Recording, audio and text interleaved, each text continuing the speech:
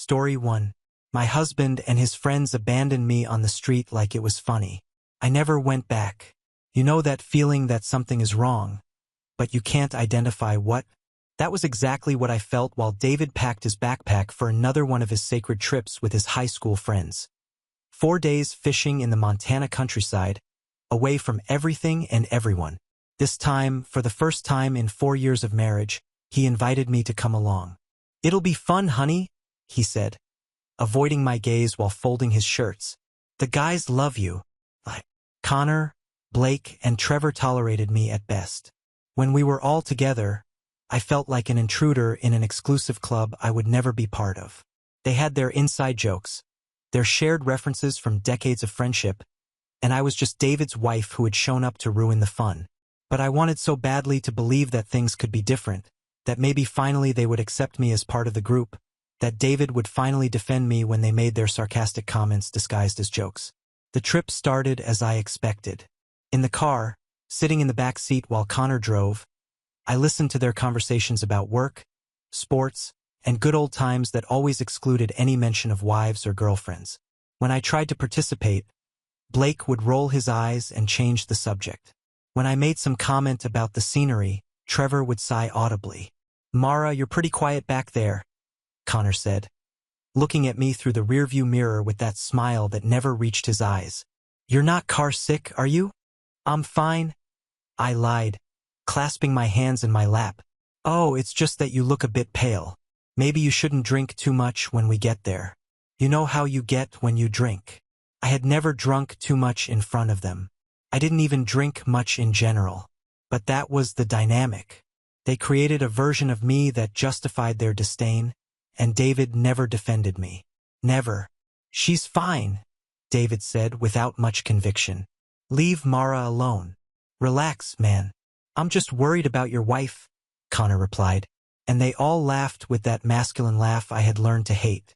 The cabin was on an isolated property, surrounded by mountains and trees, beautiful but completely disconnected from the world. No cell phone signal, no internet, just the 5 of us in nature.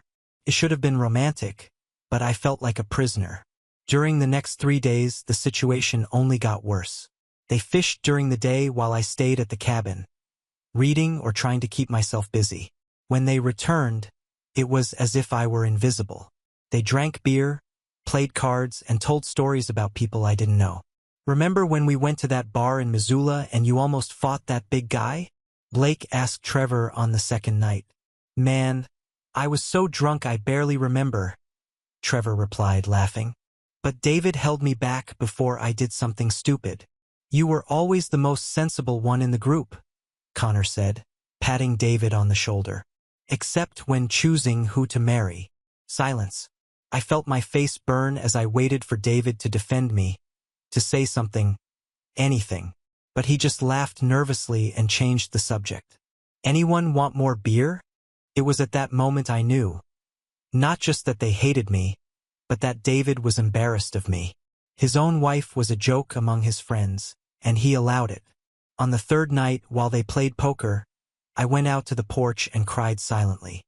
The sky was clear, full of stars I never saw in the city. For a moment, I wondered if it would be easier to simply disappear right there, walk into the forest and never come back. "Hey, are you okay?" It was David standing in the porch doorway with a beer in his hand. His eyes were glazed, but there was still a trace of genuine concern. "I'm tired," I said quickly, wiping away the tears. "I think I'll go to sleep. Want me to come with you?" For a second, I thought he really cared, that maybe he recognized how his friends treated me and wanted to comfort me. "You don't need to. I know you're having fun with your friends. They're good guys, Mara. You just need to get to know them better." Get to know them better. The anger I had swallowed for 3 days finally escaped. "David, they treat me like garbage. And you sit there laughing along. You're exaggerating. It's just their way. They tease everyone." "Tease? Was that teasing when Connor said you should have thought better before marrying me?" David looked away, unable to face me. He was drunk. "And you? Were you drunk when you laughed?" "Mara, please, let's not fight here." "Of course. Let's not fight here. Let's not ruin the boys' fun. Let's not make David have to choose between his wife and his precious friends. You're right, I said, standing up. Let's not fight. I went into the cabin and to the bedroom where I pretended to sleep until I felt David lie down beside me hours later. He smelled of beer and cigarettes and whispered a drunken, "I love you," in my ear before passing out. I stayed awake until dawn, staring at the ceiling and wondering how I had gotten to that point. For years of marriage, and I felt lonelier than when I was single. On the last day, we decided to return home. I was anxious to get out of there, to return to my normal life where at least I could pretend everything was fine. We packed quickly and soon we were on the road back. The return trip was even more tense. They seemed to be plotting something, whispers, glances, muffled giggles. I tried not to be paranoid, but the feeling that something was wrong only grew. "Guys, I'm hungry," Connor said after a few hours on the road. "Let's stop at that place we always stop at." "Good idea," Blake agreed. "Mara, do you know Betty's Diner? Serves the best apple pie in Montana." It was the first time one of them had spoken directly to me in 4 days.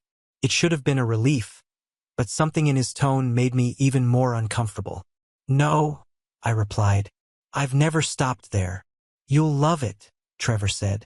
And they all laughed with that laugh I had learned to fear. The diner was in the middle of nowhere, an old wooden building with some pickup trucks parked outside. The kind of place you find on back roads, frequented by truckers and locals. Honestly, it looked exactly like the kind of place they would frequent. We went in and sat at a table in the back. The waitress, a middle-aged woman with graying hair and a stained apron, came to take our order. They ordered burgers and beer.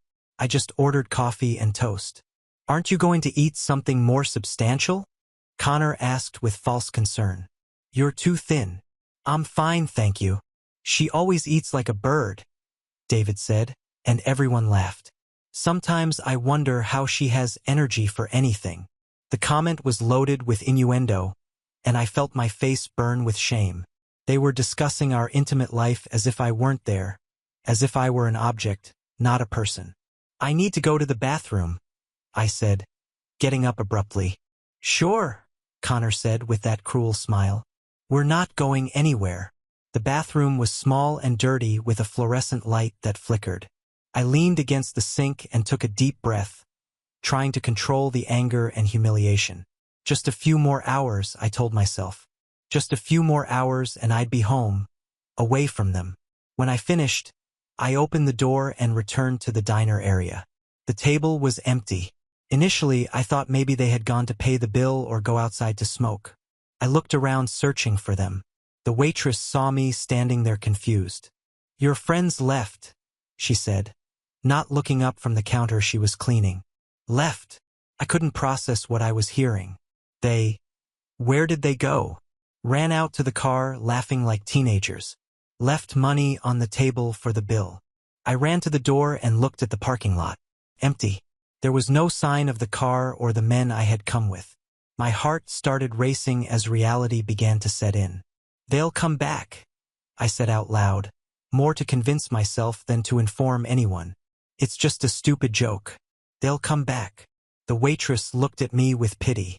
"Honey, they took all your things. I saw them throw a backpack in the trunk before leaving.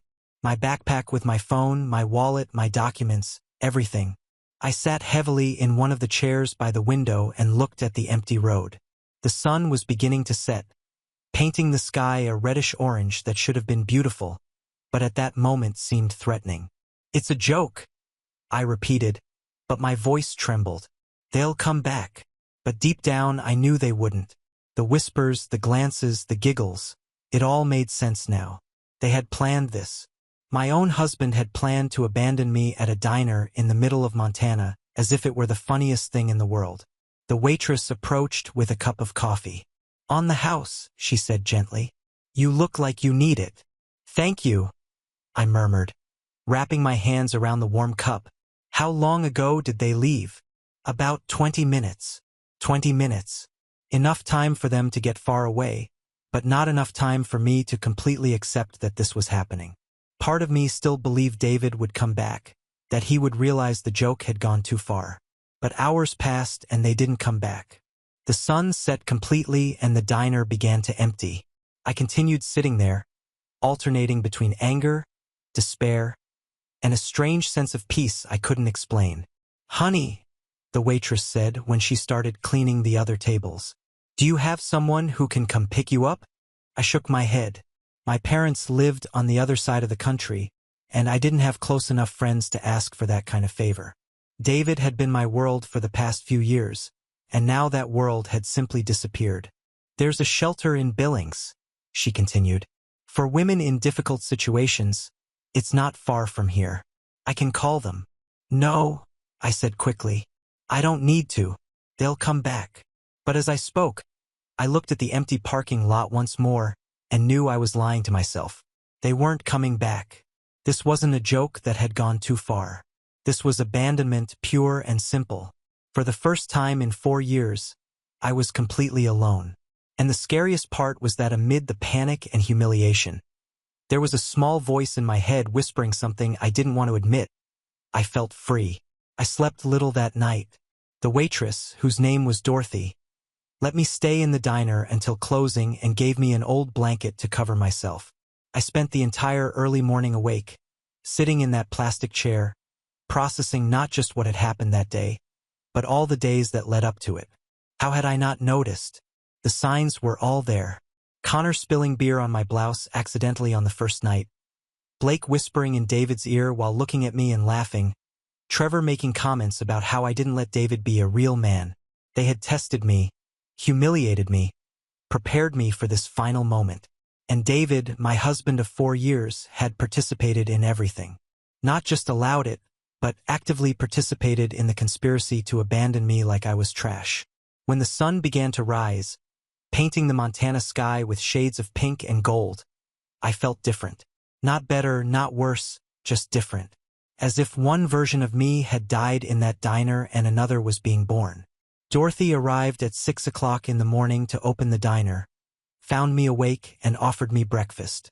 Scrambled eggs, bacon, toast, real food that I devoured, realizing I had eaten practically nothing the day before. "Honey," she said gently while I ate, "you need help getting out of here. Are you sure you don't want me to call someone?" "I don't have anyone," I finally admitted. "My parents live in Florida and I don't have close enough friends." "What about your husband?" I laughed, but it was a bitter laugh without humor. "My husband was the one who abandoned me here." Dorothy's eyes filled with understanding and anger. "What a son of a bitch," she muttered. "Sorry for the language, but what kind of man does that?" "The kind who marries me," I replied, and for the first time I managed to laugh for real. That's when an elderly couple entered the diner. He was tall and thin with white hair and big hands of someone who had worked his whole life. She was small and round with kind eyes and a warm smile. They looked like they had stepped out of a movie about perfect grandparents. "Hello, Dorothy," the woman said. "The usual, please." "Sure, Margaret." "Harold. How are things at the farm?" While they talked, I watched them. There was something about the way they treated each other, the ease of their interaction that made me feel a pang of envy. They had clearly been together for decades and still looked at each other with genuine affection. "Are you from around here?" Margaret asked, turning to me. "No," I replied. I'm just passing through." "Alone?" Harold asked, and there was genuine concern in his voice. Dorothy approached. "Margaret, Harold. This is... Sorry, honey. I don't even know your name." "Mara," I said. "Mara Coleman." "Mara had some transportation problems," Dorothy explained diplomatically. "She needs to get somewhere with more resources." Margaret and Harold exchanged a look, and I saw silent communication pass between them. Decades of marriage had taught them to understand each other without words. "Where are you headed?" Margaret asked. "I don't know," I admitted. "I need a place with a hospital, library, places where I can work." "Billings," Harold said immediately. "It's the closest city with all that. About 2 hours from here." "We're going to Billings today," Margaret added. "We have a doctor's appointment. You can come with us if you want." I looked at them, these kind strangers who were offering help to a woman they didn't even know. Then I looked at Dorothy, who nodded encouragingly. I don't have money for gas, I said honestly. We didn't ask for any, Harold replied simply. Just get your things. My things. I laughed internally. I didn't have things. Just the clothes on my body and a borrowed blanket. Ready, I said. The trip to Billings was revealing. Margaret and Harold, who had introduced themselves as the Thompsons, were kind without being invasive. They didn't ask questions about my situation, just told me about their farm, their grandchildren, life in Montana. Do you have family in Billings? Margaret eventually asked. No, I admitted. Actually, I don't have family anywhere. Not close, at least. Sometimes the family we choose is more important than the one we're born into, Harold observed, looking at me through the rearview mirror. As the Montana mountains passed by the window, I allowed myself to fully process what had happened.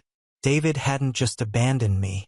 He had humiliated me, betrayed me, treated me like a disposable object. For years of marriage, reduced to a cruel joke among friends. But the more I thought about it, the more I realized something surprising. I wasn't devastated. I was angry, yes, hurt, certainly, but not devastated. And that realization scared me more than the abandonment itself. You know, I said out loud, surprising myself, I think my marriage was already dead for a long time. I just hadn't realized it. Sometimes we need a shock to see what's right in front of us, Margaret said gently. They did you a favor, Harold added pragmatically. Men like that don't deserve women like you. He didn't even know me, but there was something about the way he said it that made me believe he was right. We arrived in Billings in the late afternoon. It was a medium-sized city with buildings of a few stories and constant movement. It seemed civilized, functional, like a place where a person could start life over. Where would you like us to drop you off? Harold asked. Do you know any place where women in difficult situations can stay temporarily? Margaret nodded. There's a shelter run by a woman named Ruth. She's intense but good. Very good. Intense how? I asked. Ex-military, Harold explained. Doesn't accept excuses but doesn't judge either. If you're willing to work, she'll help you. They dropped me off in front of a simple building with a small sign. New Beginning Women's Shelter.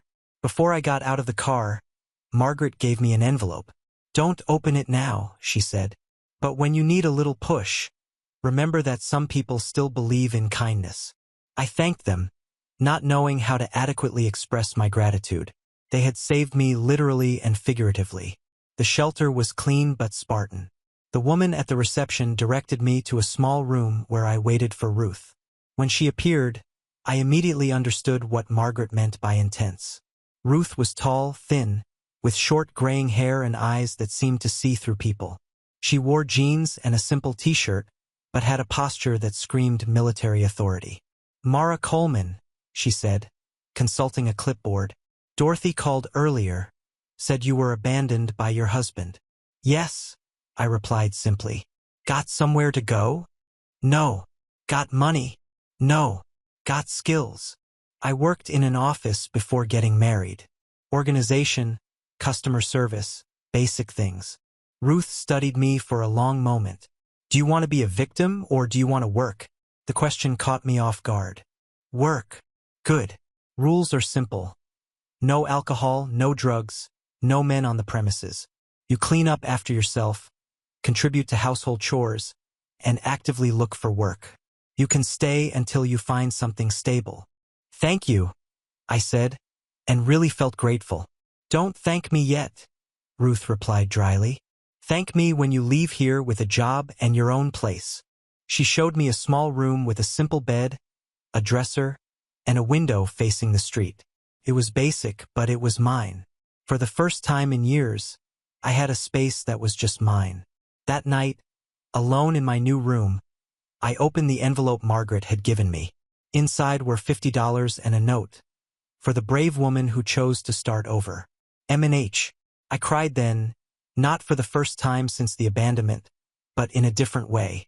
These weren't tears of self-pity, but of something like hope. The next morning, Ruth woke me at 7 o'clock sharp.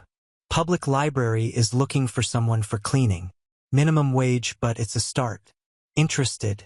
Yes, I replied without hesitation. Let's go, then. They don't like to wait.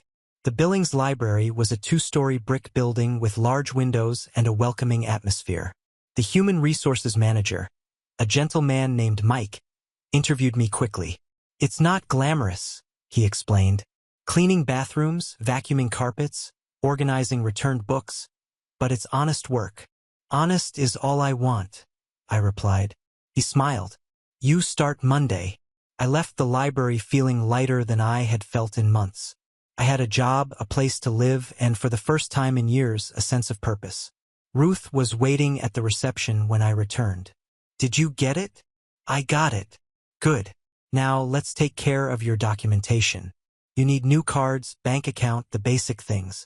We spent the rest of the day dealing with bureaucracy.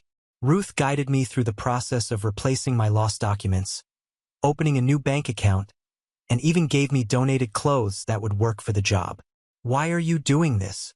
I asked as we walked back to the shelter. Because someone did it for me once, she replied simply. And because you have fire in your eyes. Women like you don't stay down for long. That night, I lay in my simple bed and looked at the ceiling. It had only been 2 days since David and his friends had abandoned me. But it felt like a lifetime. I was still angry, still hurt. But underneath all that, there was something new growing. Strength, determination, the realization that I was more resilient than I had imagined. For the first time in years, I was looking forward to tomorrow. My first week at the library was simultaneously humiliating and liberating. Humiliating because I was cleaning bathrooms with a college degree. Liberating because every penny I earned was earned with my own sweat without depending on anyone. Mike gave me a complete tour on the first day. You'll start with basic cleaning, he explained. But if you're interested, there are opportunities to grow here. We always need people to help with community programs, event organization, things like that. I absorbed every word. After 4 years of being treated as incompetent by David's friends, being seen as someone with potential was almost too exciting to process. The work itself was simple but satisfying. Vacuuming carpets, cleaning surfaces, organizing books that people returned. I started at 7 o'clock in the morning and finished at 3 o'clock in the afternoon, earning $8 an hour. It wasn't much, but it was mine.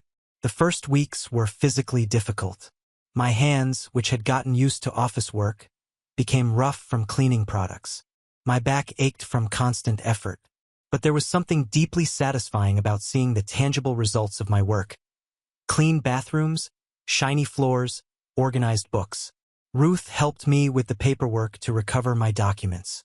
Bureaucracy is a pain, she said pragmatically while helping me fill out forms. But it's necessary. You can't rebuild a life without legal identity. The process took weeks. Birth certificate, driver's license, divorce papers. I still didn't have the courage to file. Each form filled out was like a brick being placed in the foundation of my new life. With my first paycheck, I bought a basic cell phone at a convenience store. It was nothing compared to the smartphone David had given me. But when I turned it on and heard the dial tone, I felt disproportionately proud. That simple phone, paid for with my own money, represented independence in a way I had never experienced. I also recovered my old number, which ended up being a decision I would question later. But at that moment, it seemed important to maintain some continuity with my previous life. The library became my sanctuary. During breaks, I sat among the shelves and read, rediscovering the pleasure of getting lost in stories and knowledge. There was something poetic about working in a place dedicated to learning and growth. You read a lot, Mike observed one day, finding me in the history section during my lunch break. I always read, I replied. But in recent years, I guess I forgot how good it was. Your husband didn't like you reading? The question caught me off guard. Not that he didn't like it, but he always had something more important to do. Going out with friends, watching sports, things like that. I kind of adapted to his priorities. Mike nodded with understanding. My ex-wife was like that. Always wanted me to be different from what I was. We divorced 3 years ago, and it was the best decision I ever made. Don't you miss it? I miss the idea of being married, he admitted. but I don't miss feeling inadequate in my own home. His words stayed with me for the rest of the day. I hadn't realized until then, but that was exactly how I felt with David. Inadequate in my own life. Weeks passed and I settled into a routine. Wake up at 6 o'clock, breakfast at the shelter, work at the library, simple dinner, reading before bed. It was a simple life, but it was mine. Ruth began giving me more responsibilities at the shelter. You have a way with the other women, she observed. They trust you. It was true. Women came to the shelter at different stages of despair. Some fleeing abusive relationships, others simply having nowhere to go. I found myself offering words of encouragement, helping with paperwork, simply listening when they needed to talk. You should consider social work.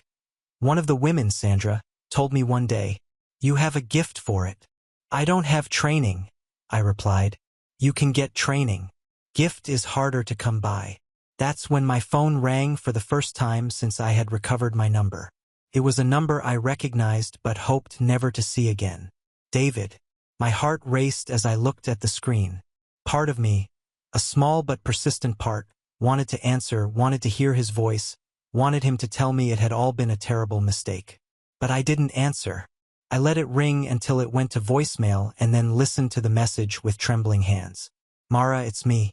Where are you? We waited for you at the diner. It was just a joke, you know. Connor thought it would be funny, but then we realized it went too far. Call us. Okay? I'm worried.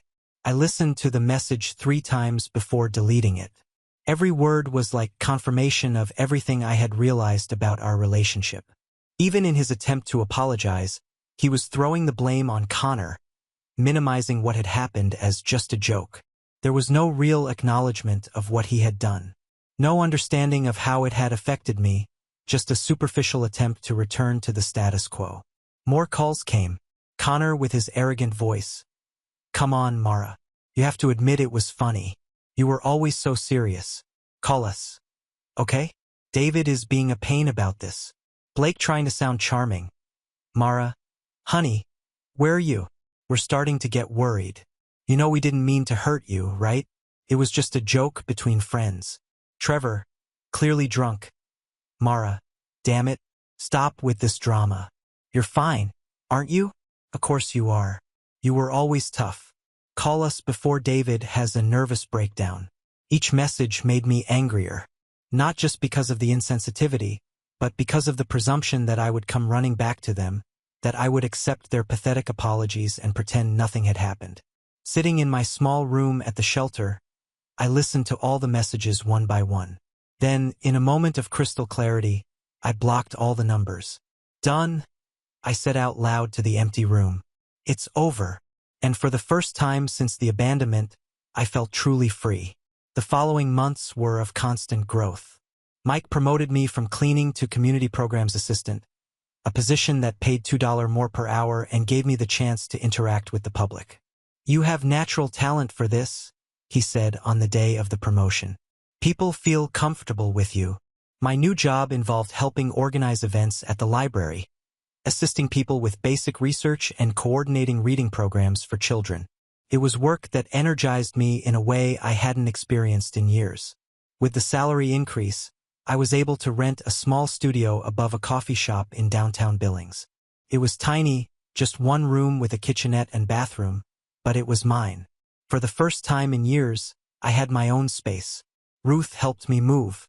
You did this fast, she observed as we carried my few possessions upstairs. Did what? Rebuilt your life. Most women who go through the shelter take much longer to get established. Maybe I was ready for change longer than I realized, I replied. Or maybe you're stronger than you thought. My small apartment was Spartan. Mattress on the floor, 2 folding chairs, kitchenette with the basics. But when I closed the door that first night, alone in my own space, I felt a deep satisfaction I hadn't felt in years. I established a new routine. Wake up early, walk to the library, work with renewed energy, come home, and cook simple dinners in my tiny kitchenette. Some nights I read, others I just sat by the window watching life pass by on the street. It was a simple life, but it was genuinely mine. It was during one of these quiet nights that I met my downstairs neighbor, a woman named Elena who ran the coffee shop. She came up one day with a cup of coffee and a warm smile. "You must be the new tenant," she said. "I'm Elena. Welcome to the building." "Mara," I replied, gratefully accepting the coffee. "Thank you for this. How are you adjusting?" "Well," I said, and realized it was true. "Very well, actually." Elena smiled. "Sometimes change is exactly what we need, even when we don't ask for it." Her words stayed with me. I hadn't asked to be abandoned on the road, but maybe it was exactly what I needed to force myself to create the life I really wanted. Weeks turned into months, and my life gained a comfortable rhythm. Work at the library, simple but mine home, genuine relationships with people who respected me. For the first time in years, I was building something that was authentically mine. That's when a new person entered my life. Someone who would change everything once again. A young doctor named Carmen began frequenting the library regularly. She always asked for the same corner table, always ordered coffee from the machine, and always seemed to be researching something intensely. Initially, I just watched her from afar. There was something about her that intrigued me. Her total concentration, the way she took meticulous notes, how she sometimes paused to rub her temples when she was tired. After a few weeks of observing her habits, I began making small gestures. I secretly reserved her favorite table when she wasn't there. I left interesting articles about pediatrics that I found in medical journals. I discreetly replaced old coffee with fresh coffee when she wasn't looking. One day she caught me in the act. "You've been doing this, haven't you?" she asked with a half smile that made my heart skip. "Doing what?" I asked, feigning innocence. "Reserving my table, leaving these articles, keeping the coffee fresh." My face turned red. "I noticed you always sit here and thought it would be nice," I completed. "And it is very nice." Carmen had dark, intelligent eyes, black hair always pulled back in a practical bun, and a way of speaking that was both professional and warm. She was a pediatrician at the local hospital doing residency and working brutal shifts. "You work a lot," I observed one day when she appeared visibly exhausted. "Medical residency," she explained. "Some days feel like they last 48 hours. The next day, I discreetly left a cup of chamomile tea on her table along with a note. "To help you relax, M." When she found the tea, she looked for me at reception. "You're thoughtful," she said simply. "It's to help you relax," I replied, feeling strangely nervous. "It works," she said, smiling. "Thank you." These small exchanges became more frequent. Carmen began stopping by reception when she arrived and when she left, always with a smile and a few kind words. I began eagerly anticipating these interactions, realizing they were the highlight of my days. One Friday afternoon, Carmen appeared at the library looking particularly stressed. "Hard day?" I asked. "Lost 3 patients this week," she said, and her voice was heavy. "I know it's part of the job, but some weeks are harder than others." "I'm sorry," I said, feeling a genuine urge to comfort her. "Do you want to talk about it?" She looked at me for a long moment. I think I would, but not here. Would you like to have dinner with me tonight?" My heart raced. "I would love to." "Great. I know a small Italian place. Nothing fancy, but the food is good." We spent the entire afternoon exchanging nervous glances and smiles. When I finished work, I ran home to change, carefully choosing a simple dress that Elena had helped me buy. The restaurant was small and cozy with candles on the tables and the kind of atmosphere that invites intimate conversations.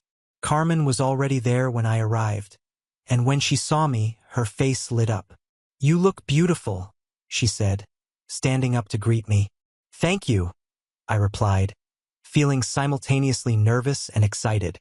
Dinner was perfect. There was no other word to describe it. We talked about everything: work, life, dreams, fears. Carmen told me about the challenges of medicine, about wanting to help children, about the constant pressure of saving lives. "And you?" she asked. "How did you end up in Billings? You don't seem like you're from here." I hesitated. The story of my abandonment wasn't exactly first date conversation. Life change, I said vaguely. Sometimes we need to start over. I understand, she said, and I realized she really did understand. Sometimes what seems like the end is actually the beginning. We ordered wine and the conversation became more relaxed. Carmen made me laugh with stories from the hospital, and I found myself talking about my work at the library, about discovering that I liked helping people. "You're observant," she said, her eyes shining in the candlelight. "It must be a gift." "How so?" "The way you notice what people need. The coffee, the tea, the articles. You really see people." No one had ever described me that way. With David, I always felt invisible, irrelevant. But Carmen made me feel seen, valued. "You make me feel interesting," I admitted. "You are interesting," she replied simply. "Very interesting." We finished dinner reluctantly, both clearly not wanting the night to end. Carmen insisted on driving me home, and we sat talking in the car in front of my building for another hour. "Can I see you again?" she asked when it was finally time to say goodbye. "I would love that," I replied. She leaned over and kissed me softly on the cheek. "Good night, Mara." "Good night, Carmen." I went up the stairs, floating. There was something about Carmen that made me feel like parts of me I had forgotten existed were awakening. She saw me as a complete, interesting, valuable person. It was completely different from anything I had experienced with David. That night, lying in my bed, I allowed myself to imagine possibilities. For the first time since the abandonment, I wasn't just surviving. I was living, and maybe, just maybe, I was starting to thrive. The next months were of gradual discovery. Carmen and I began meeting regularly. Dinners, walks, afternoons at the library when she wasn't working. She introduced me to a world I didn't know. Local theater, live music, deep conversations about art and literature. "You've never been to a concert?" she asked, incredulous, when I mentioned I had never watched live music. "David didn't like music," I explained. "He said it was a waste of time and money." "Well," Carmen said, taking my hand, "let's remedy that." She took me to a small cafe that had live music on Thursdays. A local singer performed acoustic versions of classics, and I found myself completely absorbed by the experience. When the music stopped, I realized I was crying. "Are you okay?" Carmen asked. "Worried." "I am," I said, wiping away the tears. "I just forgot what it was like to feel something like this." Carmen understood me in a way I had never experienced. She didn't judge my emotional reactions, didn't make me feel excessive or dramatic. She simply accepted who I was. Our relationship evolved naturally. The first kiss happened after a particularly long dinner when we were talking in the car in front of my apartment. The conversation had flowed from medicine to books, from books to dreams, from dreams to fears. "I'm afraid I'm getting too attached," I admitted. "My last relationship didn't end well. Do you want to talk about it?" I told her everything. The marriage to David, the cruel friends, the abandonment, rebuilding my life. Carmen listened without interrupting, just holding my hand. "What bastards," she said when I finished. "Sorry for the language, but what kind of person does that?" "The kind I thought I loved," I replied. "You deserve much better," she said intensely. "You deserve someone who sees you for what you really are." "And what am I really?" "Strong, intelligent, kind, resilient." She paused. "Beautiful." That's when she kissed me. Soft and tentative at first, then with more intensity when I responded. It was completely different from kissing David. There was no rush, no sense of obligation, just genuine connection. "Wow," I said when we separated. Carmen laughed. "Is wow good?" "Wow is very good." Our relationship deepened gradually. Carmen was patient with my insecurities, understanding about my past, encouraging about my future. When I doubted myself, she simply said, "You can do it." And for some reason, I believed her. 6 months after our first date, Carmen suggested she move into my apartment. "It's tiny," I warned. "There's no room for 2 people. Then we'll find a bigger place," she said pragmatically. "Together." The idea of living with someone again scared me, but the idea of living with Carmen excited me. We found a one-bedroom apartment with a real kitchen and actual living room. It wasn't luxurious, but it was ours. Living with Carmen was a revelation. She didn't mock my habits, didn't make me feel small, didn't exclude me from conversations. When I cooked, she genuinely praised it. When I chose a movie, she watched with real interest. When I talked about my work, she listened as if it were the most fascinating thing in the world. "You make me feel interesting," I told her one night while we cooked dinner together. "You are interesting," she replied as if it were obvious. "Why do you think you're not?" "David always made me feel ordinary, boring." "David was an idiot," Carmen said firmly, "and clearly blind. We lived together for a year before I received an offer that would change everything again." Ruth had observed my growth at the library with interest. One day, she appeared during my shift with a surprising proposal. "The library is expanding," she explained. "They want to create a community literacy program with its own budget. They need someone to run it. And you're telling me this because I recommended you." I stopped organizing books and looked at her. "Me? Ruth? I've been cleaning bathrooms for 2 years. You work hard, genuinely care about people, have vision," she said pragmatically. "Mike agrees. The question is, do you want it?" The offer was for Community Literacy Program Coordinator. Own budget, own office, salary almost doubled. It was an opportunity to really make a difference in the community. "I don't know if I'm qualified," I admitted. "Qualifications you can learn. Character you already have." That night, I told Carmen about the offer. She was cooking while I talked. And when I finished, she turned to me with a wooden spoon in her hand. "And you're thinking of turning it down?" she asked. "I don't know if I can do this." Carmen put the spoon aside and came to me, taking my hands firmly. "Mara, you're already coordinating half the library's programs without the official title. You organize events, help families, connect people with resources. You just need to make it official." "What if I fail?" "What if you don't fail?" she countered. "What if you're exactly what this program needs?" Her words echoed in my head for days. Finally, I went to Mike's office and accepted the offer. "Excellent," he said, smiling broadly. "You start next Monday." My new program was small at first. A borrowed room, some donated computers, and a handful of volunteers. But it was mine to nurture, and I was determined to make it work. The first months were chaotic. Volunteers quit. I struggled with public administration bureaucracy. Some families were skeptical about the program. There were moments when I questioned whether I had made the right decision. But gradually, things began to fall into place. I learned to navigate institutional politics, found committed volunteers, and most importantly, began to see real results. Adults who had never learned to read properly could finally help their children with homework. Immigrant families gained confidence with English. Elderly people discovered the joy of finally being able to read the books they had always wanted. "You're flourishing," Carmen observed one night, finding me at home energized after a particularly productive day. "It's strange," I said. "For years, I felt like I wasn't good at anything. But this I can do." "You were always good at this," she corrected. "You just needed the right opportunity." A year later, my program had tripled in size.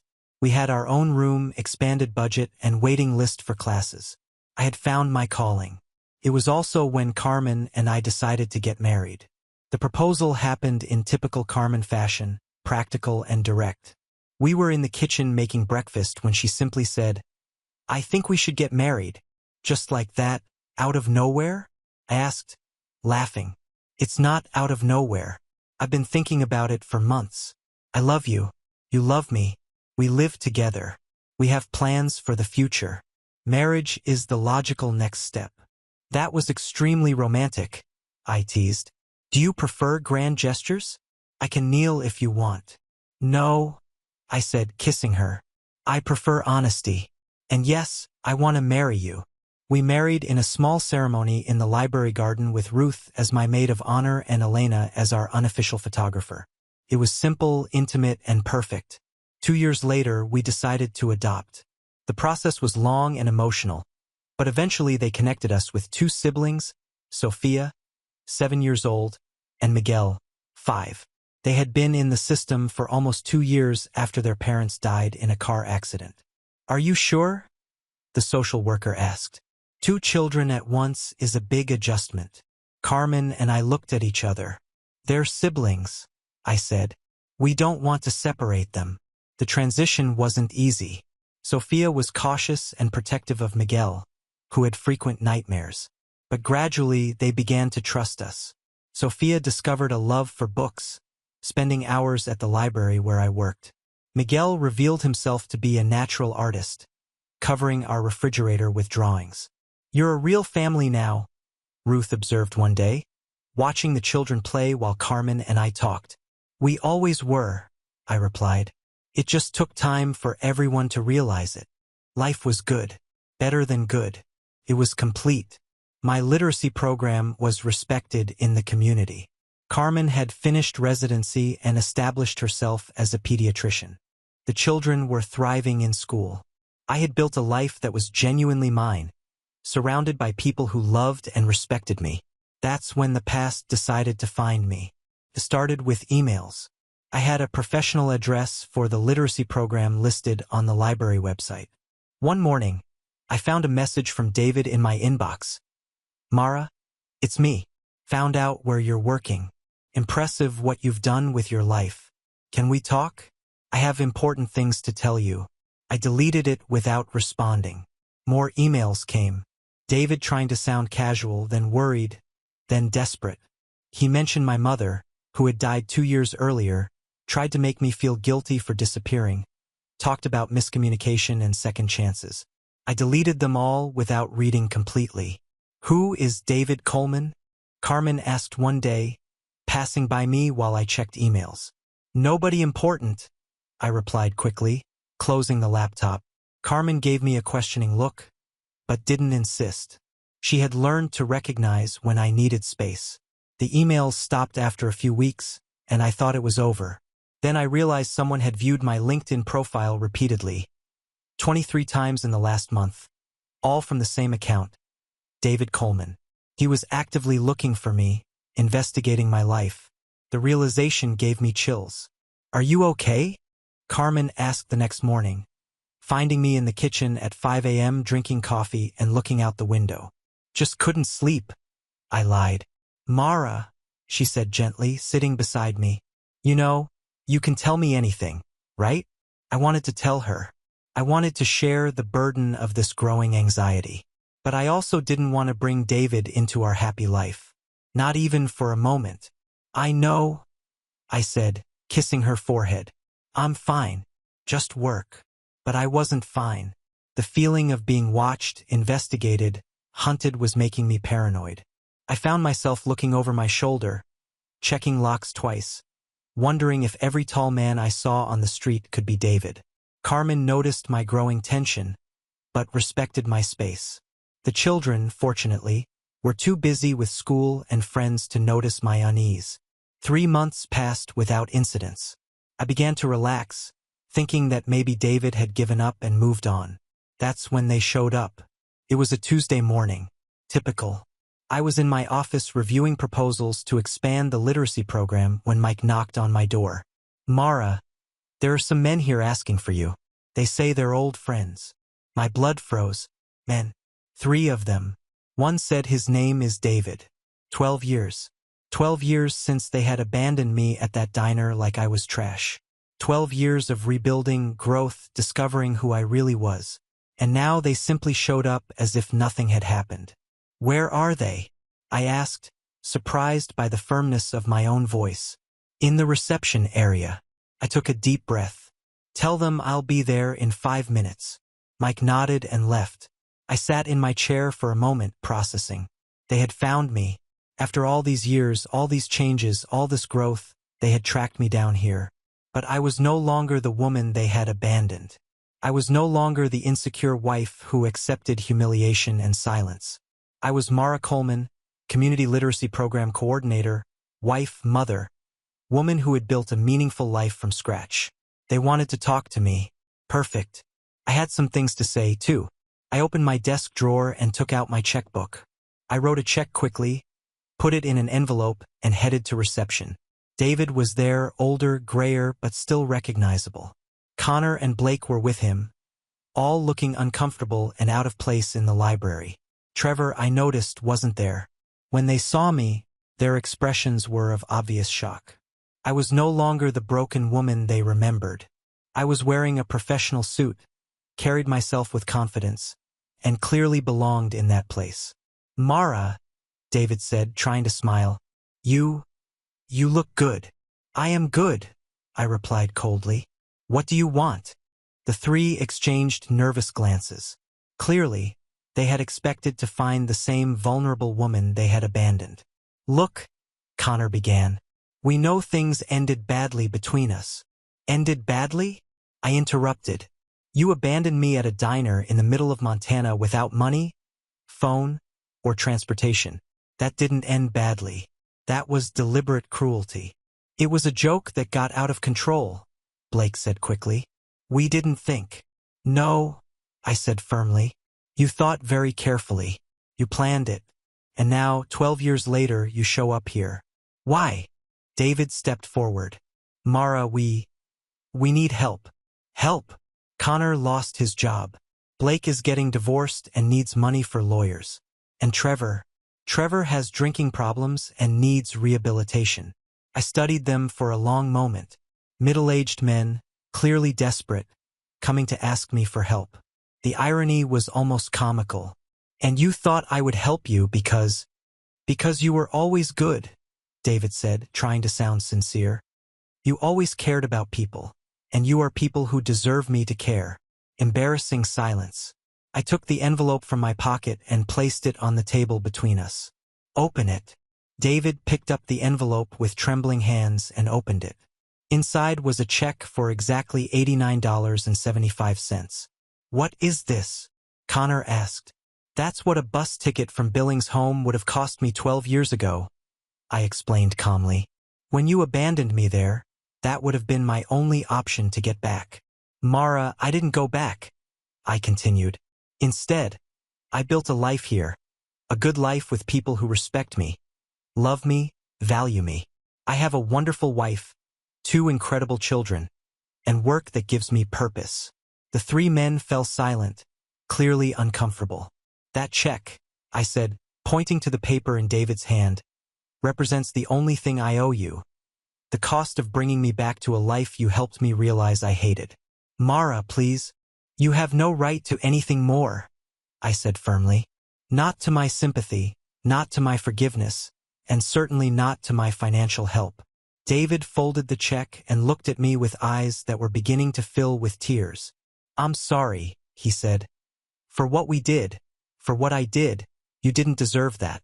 No, I agreed. I didn't deserve it. But I'm grateful it happened because it forced me to discover who I really am. I picked up my purse and headed for the exit. Now, if you'll excuse me, I have a life to live. A good life built without you. I left the library and walked home where Carmen was making dinner and the children were doing homework at the kitchen table. My family, my real life. How was work? Carmen asked, kissing me when I entered. Interesting, I replied, hugging her. But now it's over. That night, after we put the children to bed, I told Carmen about David and the others, about the confrontation at the library, about the check. $89.75, she repeated, impressed. You remembered the exact amount. I calculated it when I first got here, I admitted. Part of me always knew this day would come. And how do you feel? I thought about it. At peace, I said finally. Completely at peace. Carmen smiled. Good. They don't deserve even a second of your thoughts. They don't deserve it, I agreed. And they won't get it. I never saw David, Connor, or Blake again. I heard through mutual acquaintances that David moved to another state, that Connor eventually found work, that Blake lost half his assets in the divorce. Trevor, I learned later, died from alcohol-related complications 2 years after our encounter. But that information reached me like distant echoes from a life that was no longer mine. My real life was here in Billings with Carmen and the children, with my work, with the community I had helped build. Sophia is now in college studying to be a teacher. Miguel is in high school considering art or architecture. Carmen became head of pediatrics at the local hospital. My literacy program expanded to 3 different locations throughout the city. Sometimes when I'm driving on the road leading out of Billings, I pass the exit to that diner where it all began. I always smile when I see the sign, not from nostalgia or sentimentality, but from gratitude, because it was there, abandoned and humiliated, that I finally found my strength. It was there that my real life began. David and his friends thought they were punishing me when they abandoned me. But actually, they freed me. They freed me from a small life, from toxic relationships, from settling for less than I deserved. They gave me the greatest gift possible, the chance to discover who I really am when no one is telling me who I should be. And for that, paradoxically, I am grateful. Not to them, but for the journey that began on that terrible day on the Montana road. Now on to the next story. Story 2. I was still shaking snow off my coat when my dad looked up from his drink and muttered, "Didn't know they let dropouts in here." The words hit harder than the winter air I just escaped. A few relatives chuckled like it was some inside joke they'd all agreed on years ago. I didn't say anything, just nodded like I was agreeing with him, hung my jacket up slowly, and took the seat furthest from the table, the one near the window with the draft. I told myself I was just here to make an appearance.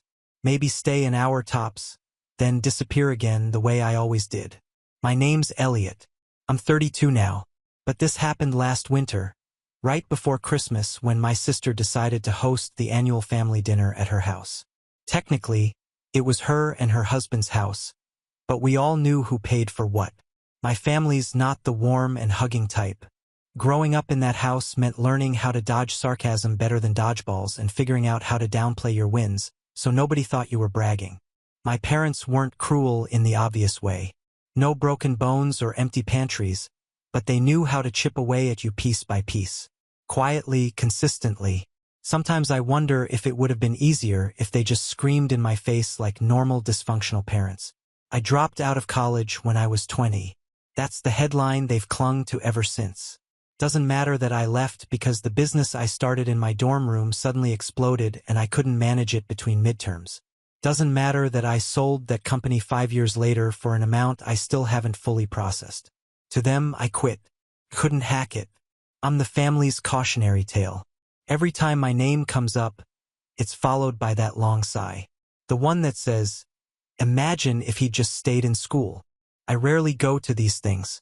The last time I showed up for a holiday dinner, my mom asked if I was still figuring things out. I just landed a major government contract. I remember staring at her across the table, holding my fork midair, wondering if she actually didn't know or just didn't care. Either way, I stayed silent. I've learned it's easier that way. Less friction, less temptation to remind them who I really am. But this time felt different. My sister Cara personally called to invite me. She was always the peacemaker growing up, trying to balance between my brooding silence and our parents' performative judgment. She said she missed me, that it wasn't the same without me, that I should at least come for dessert, if not dinner. And this part made me hesitate. She said Dad had softened up, that he was trying.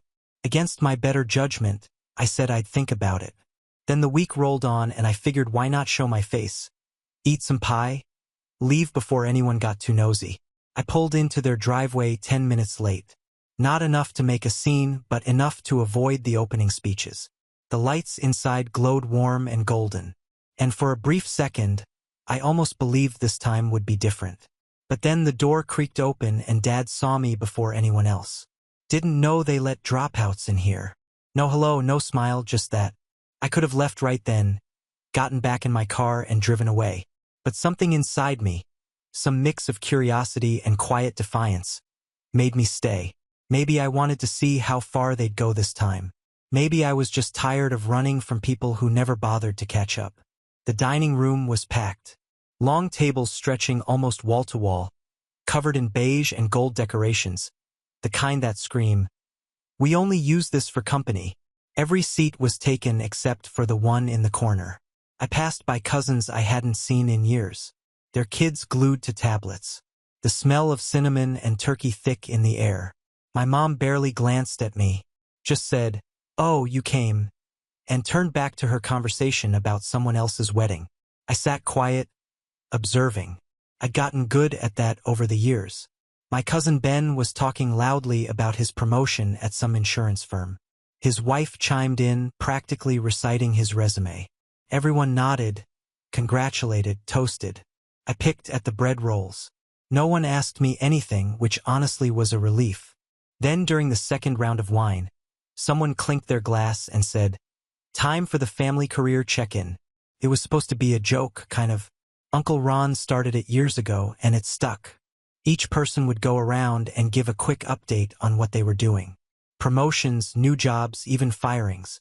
It was all part of the ritual. The adults pretended it was lighthearted, but you could feel the tension build as it moved around the table. My turn came last. Kara tried to skip me, but Uncle Ron laughed and said, "What about Elliot? Still chasing the dream?" I looked up from my drink. "Yeah," I said. "Still chasing." A few chuckles. My dad smirked. That's when Kara's husband, Matt, leaned over. He's newer to the family. Married my sister a few years ago. Nice guy, corporate type. We'd never really talked. "Where do you work anyway?" he asked casually, like he wasn't expecting much. I paused, thought about lying, thought about saying I was in consulting or something vague, but I was tired of minimizing, tired of pretending. I told him the company name. He blinked, then looked me over like I'd just spoken fluent Mandarin. "Wait," he said slowly, eyes narrowing. "You're my CEO?" The room went silent. I mean, dead silent. Forks stopped moving. Even the kids looked up, and that was the first time I realized. No one here knew. Not even Kara. I looked at him, deadpan. "Yeah, small world." He laughed once, short and sharp. "You're kidding." I wasn't. Silence stretched again. My dad's face shifted. Confusion, then denial, then something harder to read. My mom blinked like she'd misheard. Uncle Ron cleared his throat. No one said a word. I reached for my glass, sipped once, and let the tension hang. But that was only the beginning, because the second Matt pulled out his phone, fact-checked me under the table, and confirmed it. The dynamic of the room started to unravel. And trust me, I hadn't even gotten to dessert yet. Matt stared at me like he was trying to rewrite everything he thought he knew. The screen of his phone glowed beneath the table as he scrolled, no doubt checking the company website, maybe even our LinkedIn page. I didn't need to look. I knew what he'd find. My name was right there on the executive roster. CEO, co-founder, the title they'd all scoffed at, if they even knew it existed. He looked up again, face flushed, eyebrows raised like he was still processing. "You're Elliot Hawthorne," he muttered just loud enough for my sister to hear. "As in that Elliot Hawthorne." Kara turned toward him, confused. "Wait, what are you talking about?" I could feel every set of eyes on me now. All the cousins, the in-laws, even the second cousin's kids. Some were pretending to still eat. Most weren't even blinking. Matt gave a half-laugh like he was still hoping I'd say I was joking. "He owns the company I work for. Like, the whole company. I've seen him in all-hands meetings, but I thought..." He trailed off, clearly trying to reconcile the me sitting at the end of the table in a thrifted coat and scuffed boots with the polished executive voice he'd heard on conference calls. Kara blinked. "Wait, you run that company? You never told me that." I shrugged. "You never asked." She sat back slowly, absorbing it. Matt shook his head, and I could tell it was dawning on him that the awkward black sheep of his wife's family, who everyone barely acknowledged, was signing his paychecks. Dad laughed, but it wasn't a laugh of joy or surprise. It was that dry, wheezy scoff he used when someone else's success made him uncomfortable. "So what? You own some tech company. Doesn't mean you actually do anything." These days, everyone with a laptop thinks they're a CEO. There it was. The deflection, the dismissal. I'd seen it coming. "I started it in my dorm," I said calmly. "We went public last year." Mom finally joined in. "Well, you certainly never brought it up before. You could have said something instead of letting everyone assume. Assume what? I asked, not bothering to hide the edge in my voice. That I was a burnout? That I failed? Silence. I didn't correct anyone because none of you ever asked. You decided who I was years ago, and anything that didn't fit that version just didn't exist. I hadn't planned to say that, but once it started coming out, I couldn't stop. Dad set his fork down, his tone sharpening. Don't get dramatic. If we treated you differently, it's because you were different. You quit school. You stopped calling. You didn't want to be part of the family. No, I said, voice steady. I just got tired of being treated like a joke. Like my path didn't count because it wasn't the one you chose. The energy in the room shifted. Kara looked down at her lap, visibly uncomfortable. A few aunts exchanged glances. Matt was still staring at me like he'd just discovered a rare animal. But the moment didn't last. Uncle Ron jumped in, trying to smooth things over with a fake laugh. Well, hey, look at that. Maybe now you can buy us all a vacation. Huh? Since you're a big shot. A few people chuckled, relieved to break the tension. But it made something tighten in my chest because that's always how it went. The second things got real, they turned it into a joke. Redirect, deflect, move on. Except this time, I didn't want to move on. I could, I said. But I won't. That got their attention. I'm not here to impress anyone. I came because Kara asked me to. But if all you're going to do is pretend this isn't a pattern, I'll save you the trouble next year. Dad scoffed again. There he goes. Always so sensitive. And that's when it happened. The breaking point. Matt, still holding his phone, cleared his throat. Actually, I've got something to say. Everyone turned to him. I've been working under Elliot's company for 3 years. He built it from the ground up. We had layoffs during the pandemic, and he personally made sure no one on my team lost their job. I didn't even know who he was at the time, but now that I do, I think this is the first time I've seen someone hide their success because of how their family would react. He turned to Kara. Babe, how did you not know? Kara looked like she was about to cry. He never talks about work. I thought he just did freelance stuff. That stung more than I expected. I didn't talk about it, I said quietly, because I didn't want to be accused of bragging again. Dad snorted. You think we're the problem? You've always thought you were better than us. No, I said. I hoped you'd be proud of me, but eventually I realized that wasn't going to happen. I stood up. Not dramatically, just enough to signal I was done being cornered at the kids' table while the adults played pretend. I've worked hard, I said. Really hard. But it's never been enough for this family. I could cure cancer, and you'd still say I should have gone back to college. Mom opened her mouth to respond, but I held up a hand. I'm not doing this anymore. I'm not shrinking myself so you can feel comfortable. Then I turned to Kara. Thanks for inviting me, but I think I've stayed long enough. I grabbed my coat and headed toward the door, and that's when the betrayal came. Wait, Kara said. Her voice cracked. I turned. She was holding something behind her back. A small wrapped box. I was going to give this to you later. It's from everyone. She handed it to me. I opened it. It was a book. A self-help book. Finding Success After Failure. How to Rebuild When You've Hit Rock Bottom. I stared at it, then looked up at her. You all picked this out together? She hesitated. It was Dad's idea, she said. Maybe it would help you get back on track. The room was silent again. Even Matt looked horrified. I didn't say anything. I didn't throw it. Didn't shout. I just set the book on the table, turned around, and walked out. And as the door closed behind me, I heard Dad say, See, can't even take a joke. That was the last time I spoke to any of them, at least for a while. But what they didn't know, what none of them realized, is that their words that night, the way they laughed, the gift, that was the moment something in me finally snapped because I wasn't the dropout anymore. I was their boss, their future landlord, their unacknowledged success story. And for once, I wasn't going to let that power go to waste. When I stepped out into the cold, I didn't feel powerful. I didn't feel smug or victorious or any of the things you'd imagine after dropping a truth bomb like that.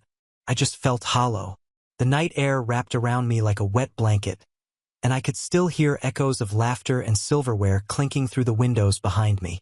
You'd think walking out like that, on your own terms, with your dignity intact, would feel like freedom, but it didn't. Not yet. It felt like walking out of a burning house, only to realize you'd left pieces of yourself inside. I sat in my car for a long time, engine running, fingers gripping the wheel. I thought about driving straight to the office. Thought about texting an old friend. Thought about Kara's face when she handed me that book like she genuinely thought it would help me. The thing is, when someone hands you a book titled Finding Success After Failure, it's not just a gag gift. It's a message, one wrapped in holiday paper and forced smiles. One that says, "We don't see you. We don't hear you. We still think you failed." And I guess I believed them. Somewhere deep down, even after all the contracts and headlines and IPO celebrations, there was still that insecure kid sitting in the back row, desperate for a nod of approval that never came.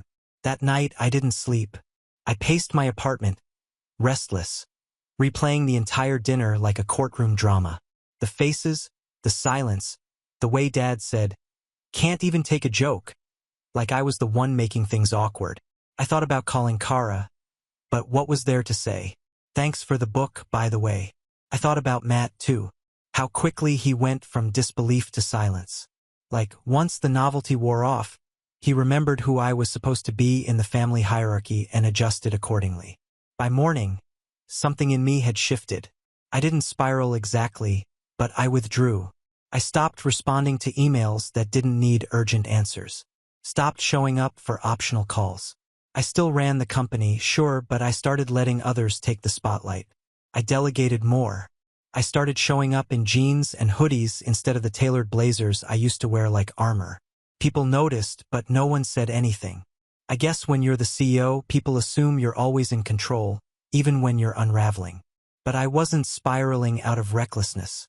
I was shedding, peeling back layers I didn't realize I'd been wearing. I stopped going to the gym, started eating more takeout. Nights blurred into mornings, and I found myself rereading old journals, old pitch decks, even some of my college essays. Looking for the moment I became that guy, the one my parents could only describe with disappointment. And somewhere in that mess, I found something I'd forgotten. A letter. It was from my freshman year professor, printed out and folded into quarters. A response to an email I'd sent him right after I dropped out. Back then, I had written to apologize for wasting his time, for not seeing things through, for not being what he thought I could be. His reply had been short. "Elliot, you're not a failure. You just outgrew the room." Scary, but that's not the same thing as quitting. Keep building. The rest will catch up eventually. I must have read that letter 5 times in a row. And on the 6th read, something inside me clicked. I hadn't failed. I'd evolved. My parents didn't want evolution. They wanted obedience, predictability, a version of success that looked like a framed degree, a cubicle, a mortgage by 30. They didn't know how to process someone who skipped all that and still came out ahead. I spent the next few weeks doing something I hadn't done in a long time. I unplugged. Not from the company, I still took key meetings and checked in with the execs, but from the noise, the expectations, the pressure to prove anything to anyone. I walked more. Explored bookstores I'd always passed by but never entered. Started journaling again, not in some performative self-care way, but honestly, messily. I even bought an old typewriter from a thrift store and banged out pages just for the sound of it. And slowly, the fog started to lift. I began mentoring a few young entrepreneurs in my spare time. Kids who reminded me of me, smart, scrappy, and totally unsupported by the people closest to them. I didn't do it for clout or ego. I did it because I wanted someone else to hear, "You're not broken. You just don't fit the mold, and that's okay." One of them, a 19-year-old named Jordan, had built a mobile app that was clunky and barely functional but had heart, real vision. I helped him polish the pitch, connected him with a few angel investors, and before I knew it, he'd raised his first round. Watching him succeed felt better than anything I'd done in months. That's when I realized something else. I wasn't just rebuilding my self-worth. I was redefining what success meant to me. It wasn't just headlines and revenue. It was legacy. It was being the person I needed when I was younger. It was building something that outlasted me. Not just a company, but a belief system, a model that didn't demand you conform to be worthy. Meanwhile, the family stayed silent. No calls, no texts. Kara sent one, "Hope you're well" message in mid-January, but I didn't respond. Not because I was angry, but because I was tired. Tired of being the only one doing the emotional labor. Then one day in February, something unexpected happened. I got a message from HR. Apparently, Matt had requested a transfer. Something about a conflict of interest and uncomfortable family dynamics. I didn't stop it. I didn't even respond. I let it pass through me like wind through a cracked window. But the timing was interesting because just 2 days after that, I got a certified letter in the mail. It was from my parents. More accurately, it was from their lawyer. They were selling their house, and they were offering me the first opportunity to buy it at a generous family rate before they listed it on the market. I laughed loud, not because it was funny, but because it was so them. After all these years, after writing me off, belittling my every achievement, and handing me a self-help book over holiday dinner, their first real contact was a real estate offer. I didn't respond right away. I wanted to think not just about the house, but about what I wanted now. What felt like revenge 6 weeks ago didn't feel like that anymore. I wasn't interested in proving a point for the sake of pride, but I was interested in taking control of the narrative. I stared at that letter for a long time. Then I set it down, opened my laptop, and began drafting a different kind of response. Because the thing about rock bottom, it's not always a place of despair. Sometimes it's the foundation, the one you rebuild on, stronger, sharper, and more unshakably you than ever before. And that letter, that was the blueprint for what came next. But they had no idea what was coming. I didn't reply to the letter. Not at first. I folded it up and slid it into a drawer next to the rejection letters from colleges I never went to, the old bank statement from the month I hit 7 figures, and a faded photo of me at 16, standing stiffly in a wrinkled button-down at my sister's high school graduation while my dad beamed behind her like she just solved world hunger. I stared at that drawer for a while. I wasn't angry, not anymore. Anger had burned off weeks ago. What was left now was something cooler, more focused, precise. I'd learned a long time ago that revenge wasn't about shouting the loudest or slamming the most doors. It was about control, about showing people quietly, methodically, that the world didn't orbit around their approval. That house offer, it wasn't a peace offering. It was bait. My parents weren't sentimental. If they were, they would have called, would have asked me how I'd been since the dinner, maybe apologized or at least pretended to. But this wasn't about reconnecting. It was about convenience and desperation. I did some digging. One of the perks of owning a company that specializes in financial software integration is access. Not illegal access, mind you, but connections, data, public records, real estate filings, trends. A few calls later, I had the full picture. Turns out my parents were broke. Not flatline bankrupt, but close. Their retirement fund had taken a hit during the last market dip, and Dad, I worked hard for everything I have, had apparently refinanced the house to fund some investment opportunity 2 years ago. Some nonsense crypto startup run by a guy named Lance with frosted tips and a Shopify hoodie. It tanked. Now they were trying to sell the house before the bank started knocking. And their pitch to me as the first family buyer was more about skipping realtor fees than mending fences. It all clicked into place. The self-help book, the silence, the sudden need to reconnect via certified mail. They didn't want a relationship. They wanted a bailout. And that's when I knew I wasn't just going to reject their offer. I was going to flip the entire dynamic on its head. I sat down that night and made a list. Not a petty list, not some burn-it-all revenge fantasy. This wasn't about rubbing anything in. It was about resetting the table.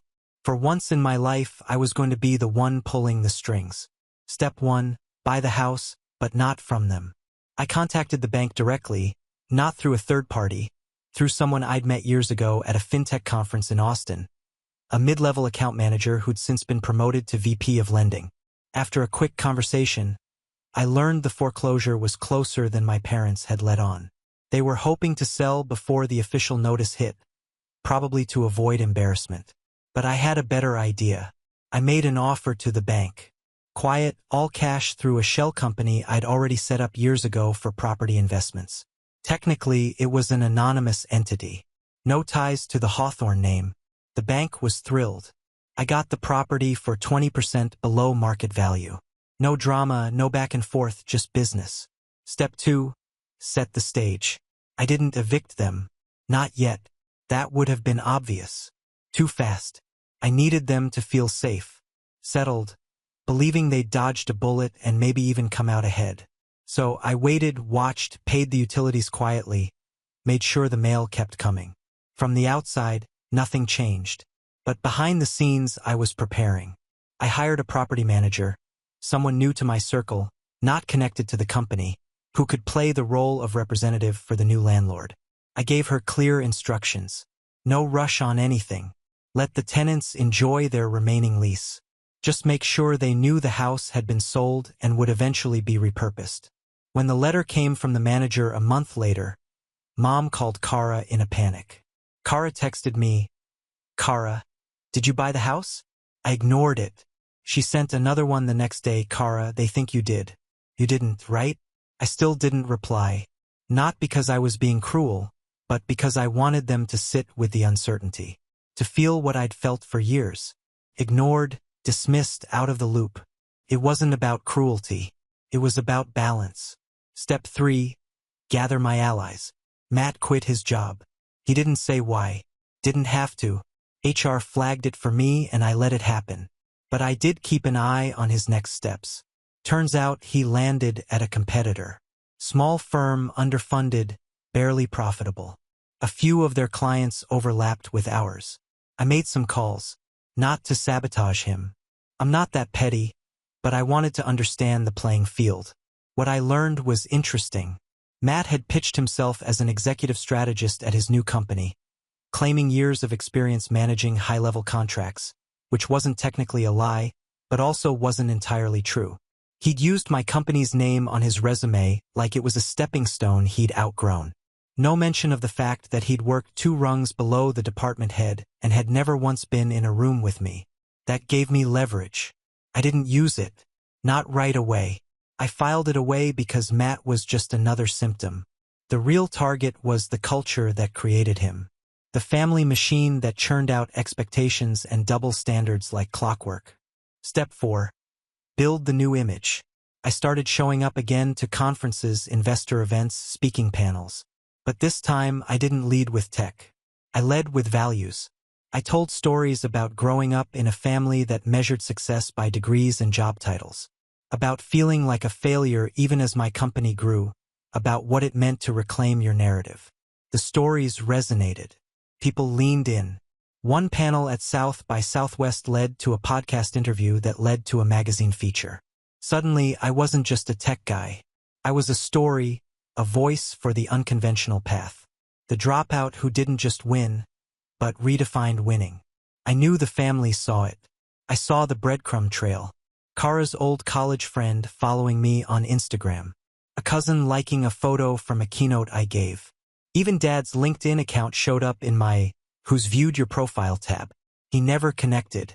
Of course, that would be admitting interest, but the message was clear. They were watching. Good. Let them. Step 5. The reinvite. By late March, I got another text from Kara.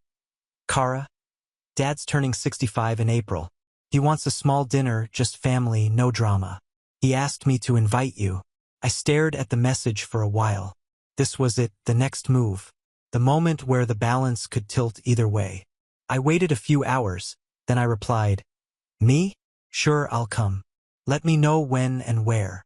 Simple. No snark, no conditions. Let them think I'd moved on. Let them believe the awkwardness was behind us. But behind the curtain, I was orchestrating the final act. Because if they thought the family dinner would be just another awkward gathering where I sat quietly in the corner while they danced around the truth, they had no idea what was coming. The table was set. The house was mine. The power had shifted and I was done playing small. I arrived 5 minutes early. Not on purpose, really. I debated whether to show up fashionably late or not at all. But something told me being early was the better move. There's a power in being the first one at the table, especially when the table used to be one you weren't even invited to sit at properly. The birthday dinner was at a quiet little steakhouse downtown. The kind of place with white tablecloths, candlelight, and menus that didn't list prices. Kara had reserved a private room near the back. 12 seats, one long table. The same number of people who sat around that dining table at Christmas when they handed me a self-help book wrapped in red foil. Felt poetic. I wore a dark navy blazer. No tie, just polished enough to draw a line between who I used to be and who I'd become. I'd gotten a haircut that week, sharper than usual, clean shave, new watch. A gift to myself, not for status, but symbolism. The inscription on the back read, "You built this." I didn't expect anyone at the table to notice. That wasn't the point. Kara arrived next. She gave me a tight-lipped smile and an awkward hug, the kind where you can feel all the words she wants to say but doesn't. I nodded, said, "Thanks for the invite," and took my seat. Then the rest trickled in. Mom with that ever-practiced smile. Uncle Ron already chuckling about some traffic joke. A couple cousins I hadn't seen in months. And finally, Dad walking in like he owned the place, ignoring me at first until we locked eyes. "Glad you could make it," he said. His tone was neutral, measured, almost careful. "I wouldn't miss it," I replied. Dinner started civilly enough. Small talk, the weather, Kara's kids. Someone brought up a new Netflix show. I let it wash over me. I wasn't there to engage in the usual banter. I was waiting. Timing mattered. Matt arrived late, looking sheepish. He gave me a quick nod and sat down next to Kara, fidgeting with his napkin. He hadn't made eye contact with me once since the day he quit. The waiter came to take our orders. Wine was poured, bread was passed. The night ambled on until the main courses arrived, and that's when I saw my window. Dad had just cut into his steak when Kara stood up and cleared her throat. "Okay," she said, holding up a glass. "Before we dig in too much, I just wanted to say a quick toast. Dad, happy 65th. We all love you, and we hope this next chapter brings you peace, rest, and a whole lot of fishing." Light laughter, clinks of glasses, a few hears. Then it was his turn. Dad wiped his mouth and stood, holding his wine. "Thanks everyone," he began. "Really, I wasn't sure if we'd all be able to get together like this again, but I'm glad we did. Means a lot to see all of you here, especially you, Elliot." He looked at me like he was trying to read a line off an invisible teleprompter. "I know things haven't always been perfect between us, but I've always wanted the best for you, even if I didn't always say it the right way." That caught a few looks. My mom even reached out and squeezed his wrist like she'd been waiting for him to say that for years. I gave a small nod. "Appreciate that." He sat back down. A few people clapped. Kara looked relieved. The wine was flowing freely by then and people started relaxing into the evening. But I wasn't relaxed because now it was my turn. I waited until dessert. The plates were cleared and the waiter brought out a modest chocolate cake with 65 candles burning bright. There were pictures, singing, some awkward applause. Then, as forks dipped into slices, I stood. "Before we all head out," I said, raising my glass, "I'd like to share something too. Just a quick announcement." All heads turned toward me. I took my time. No rush, no nerves. Most of you know I've spent the last decade or so building my company. It's been a journey. Lots of ups and downs, late nights, and learning the hard way. But I'm proud of what it's become. And recently, I started exploring something new. Real estate. Some polite nods. I'm not talking flipping houses or anything. I'm building something more meaningful. A series of community projects, mixed-use developments, even a few legacy properties. I looked around the table, pausing just long enough to catch everyone's gaze. One of those properties came up for sale recently. It meant something to me, carried a lot of history, so I bought it. The room tensed. I could feel the shift. I turned to Dad. "It was yours." He froze. I kept going. "I didn't buy it from you. I bought it from the bank. You were in pre-foreclosure. You probably thought you had more time, but your crypto guy, Lance, was it? Tanked faster than expected." His face drained of color. Mom's fork dropped onto her plate. I wasn't smiling. I wasn't gloating, just speaking, steady and measured like reading a press release. "I've let you stay there these past few months. Covered the utilities. Didn't raise rent. Didn't kick you out. Wanted to make sure you were comfortable. But now that your lease is ending, things will change. What? What are you saying? Dad's voice was low, sharp, defensive. I'm saying you'll be getting a formal letter in the mail this week. You'll have 60 days to vacate. After that, the property will be converted into a startup incubator for underserved founders. It's part of the foundation I'm launching. Mom gasped. You're evicting us? I looked at her, not with cruelty, but clarity. I'm reclaiming something that was never yours to weaponize. Silence. Dead, thick silence. You could have called, she whispered. You could have believed in me, I replied.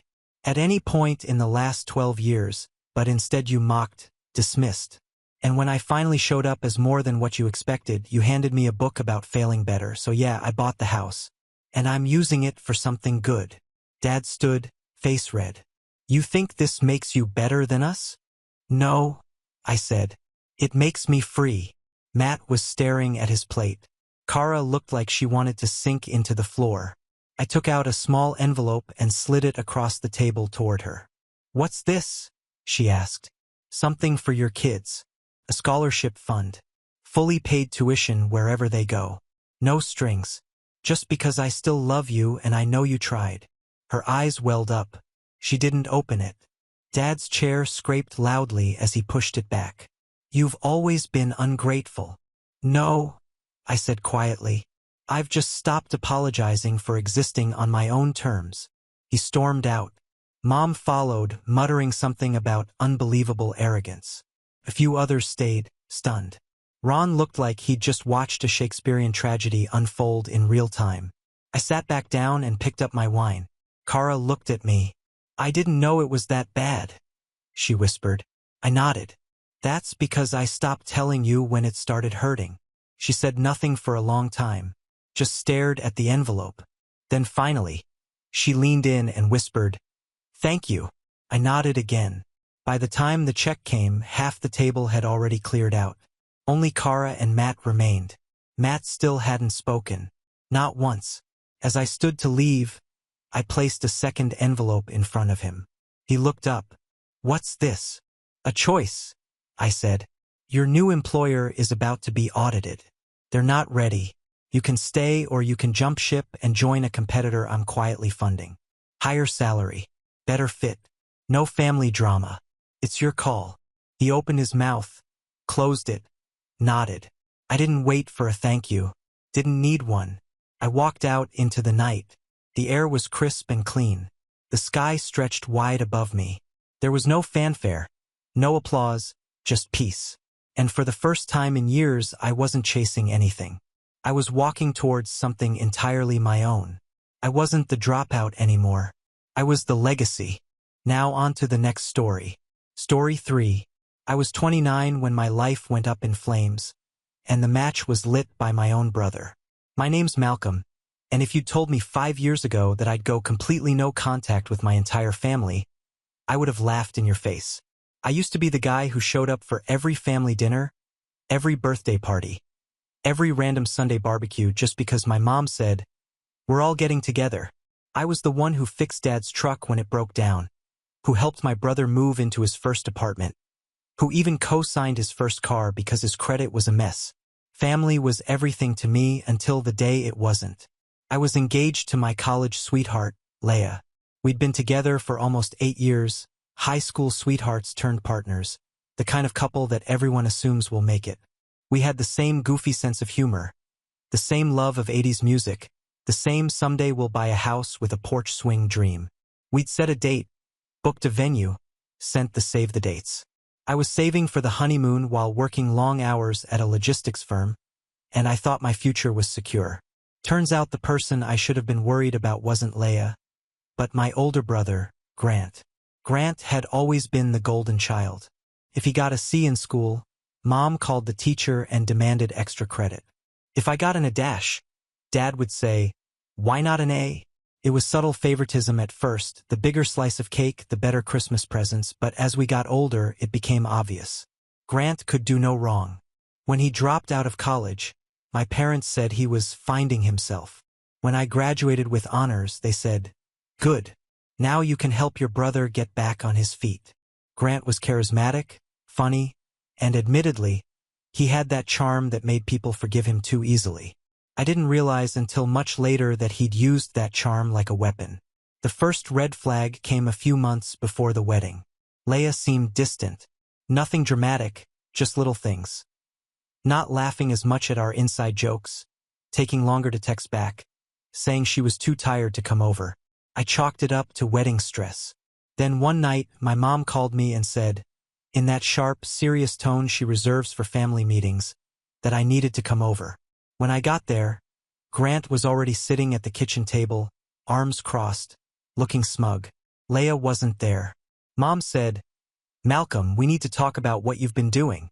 My stomach dropped. "What are you talking about?" I asked.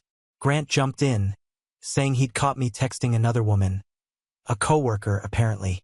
According to him, he'd seen my phone lighting up at a family dinner, taken it, and found flirty messages. I was stunned.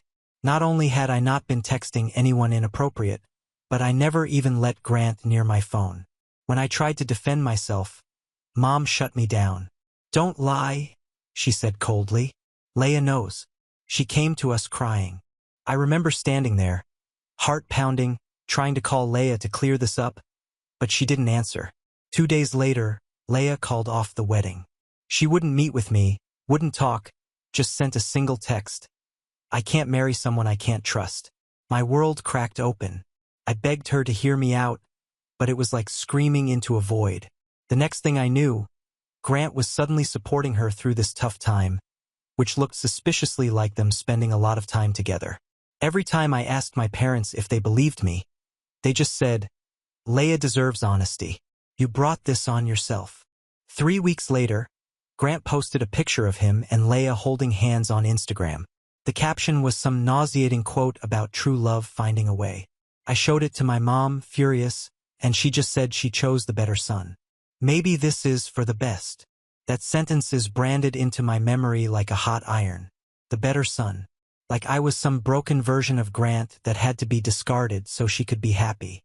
That night, I packed a duffel bag, moved out of state, and stopped answering every call. I didn't just go low contact. I went ghost. I spent the next 3 years rebuilding from scratch. I threw myself into work, into getting promoted, into making sure that when people thought of Malcolm, they thought of someone competent, respected, and untouchable. But even as I moved up the ranks, even as my apartment turned into a condo and my savings account fattened, I couldn't shake the bitterness. I'd see their holiday photos pop up on Facebook, Grant and Leia at Christmas, Mom smiling like she hadn't helped blow up my life, and something cold would settle in my chest. I didn't want to see them. I didn't want to hear from them.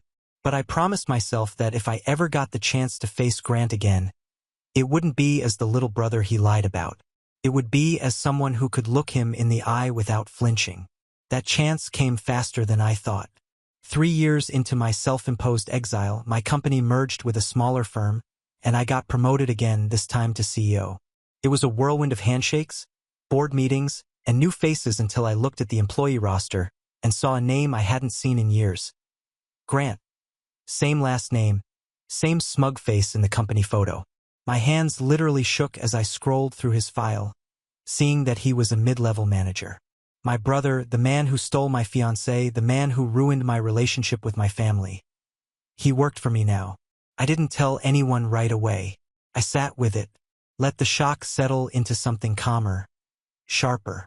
I pictured what it would feel like to see him again after all this time.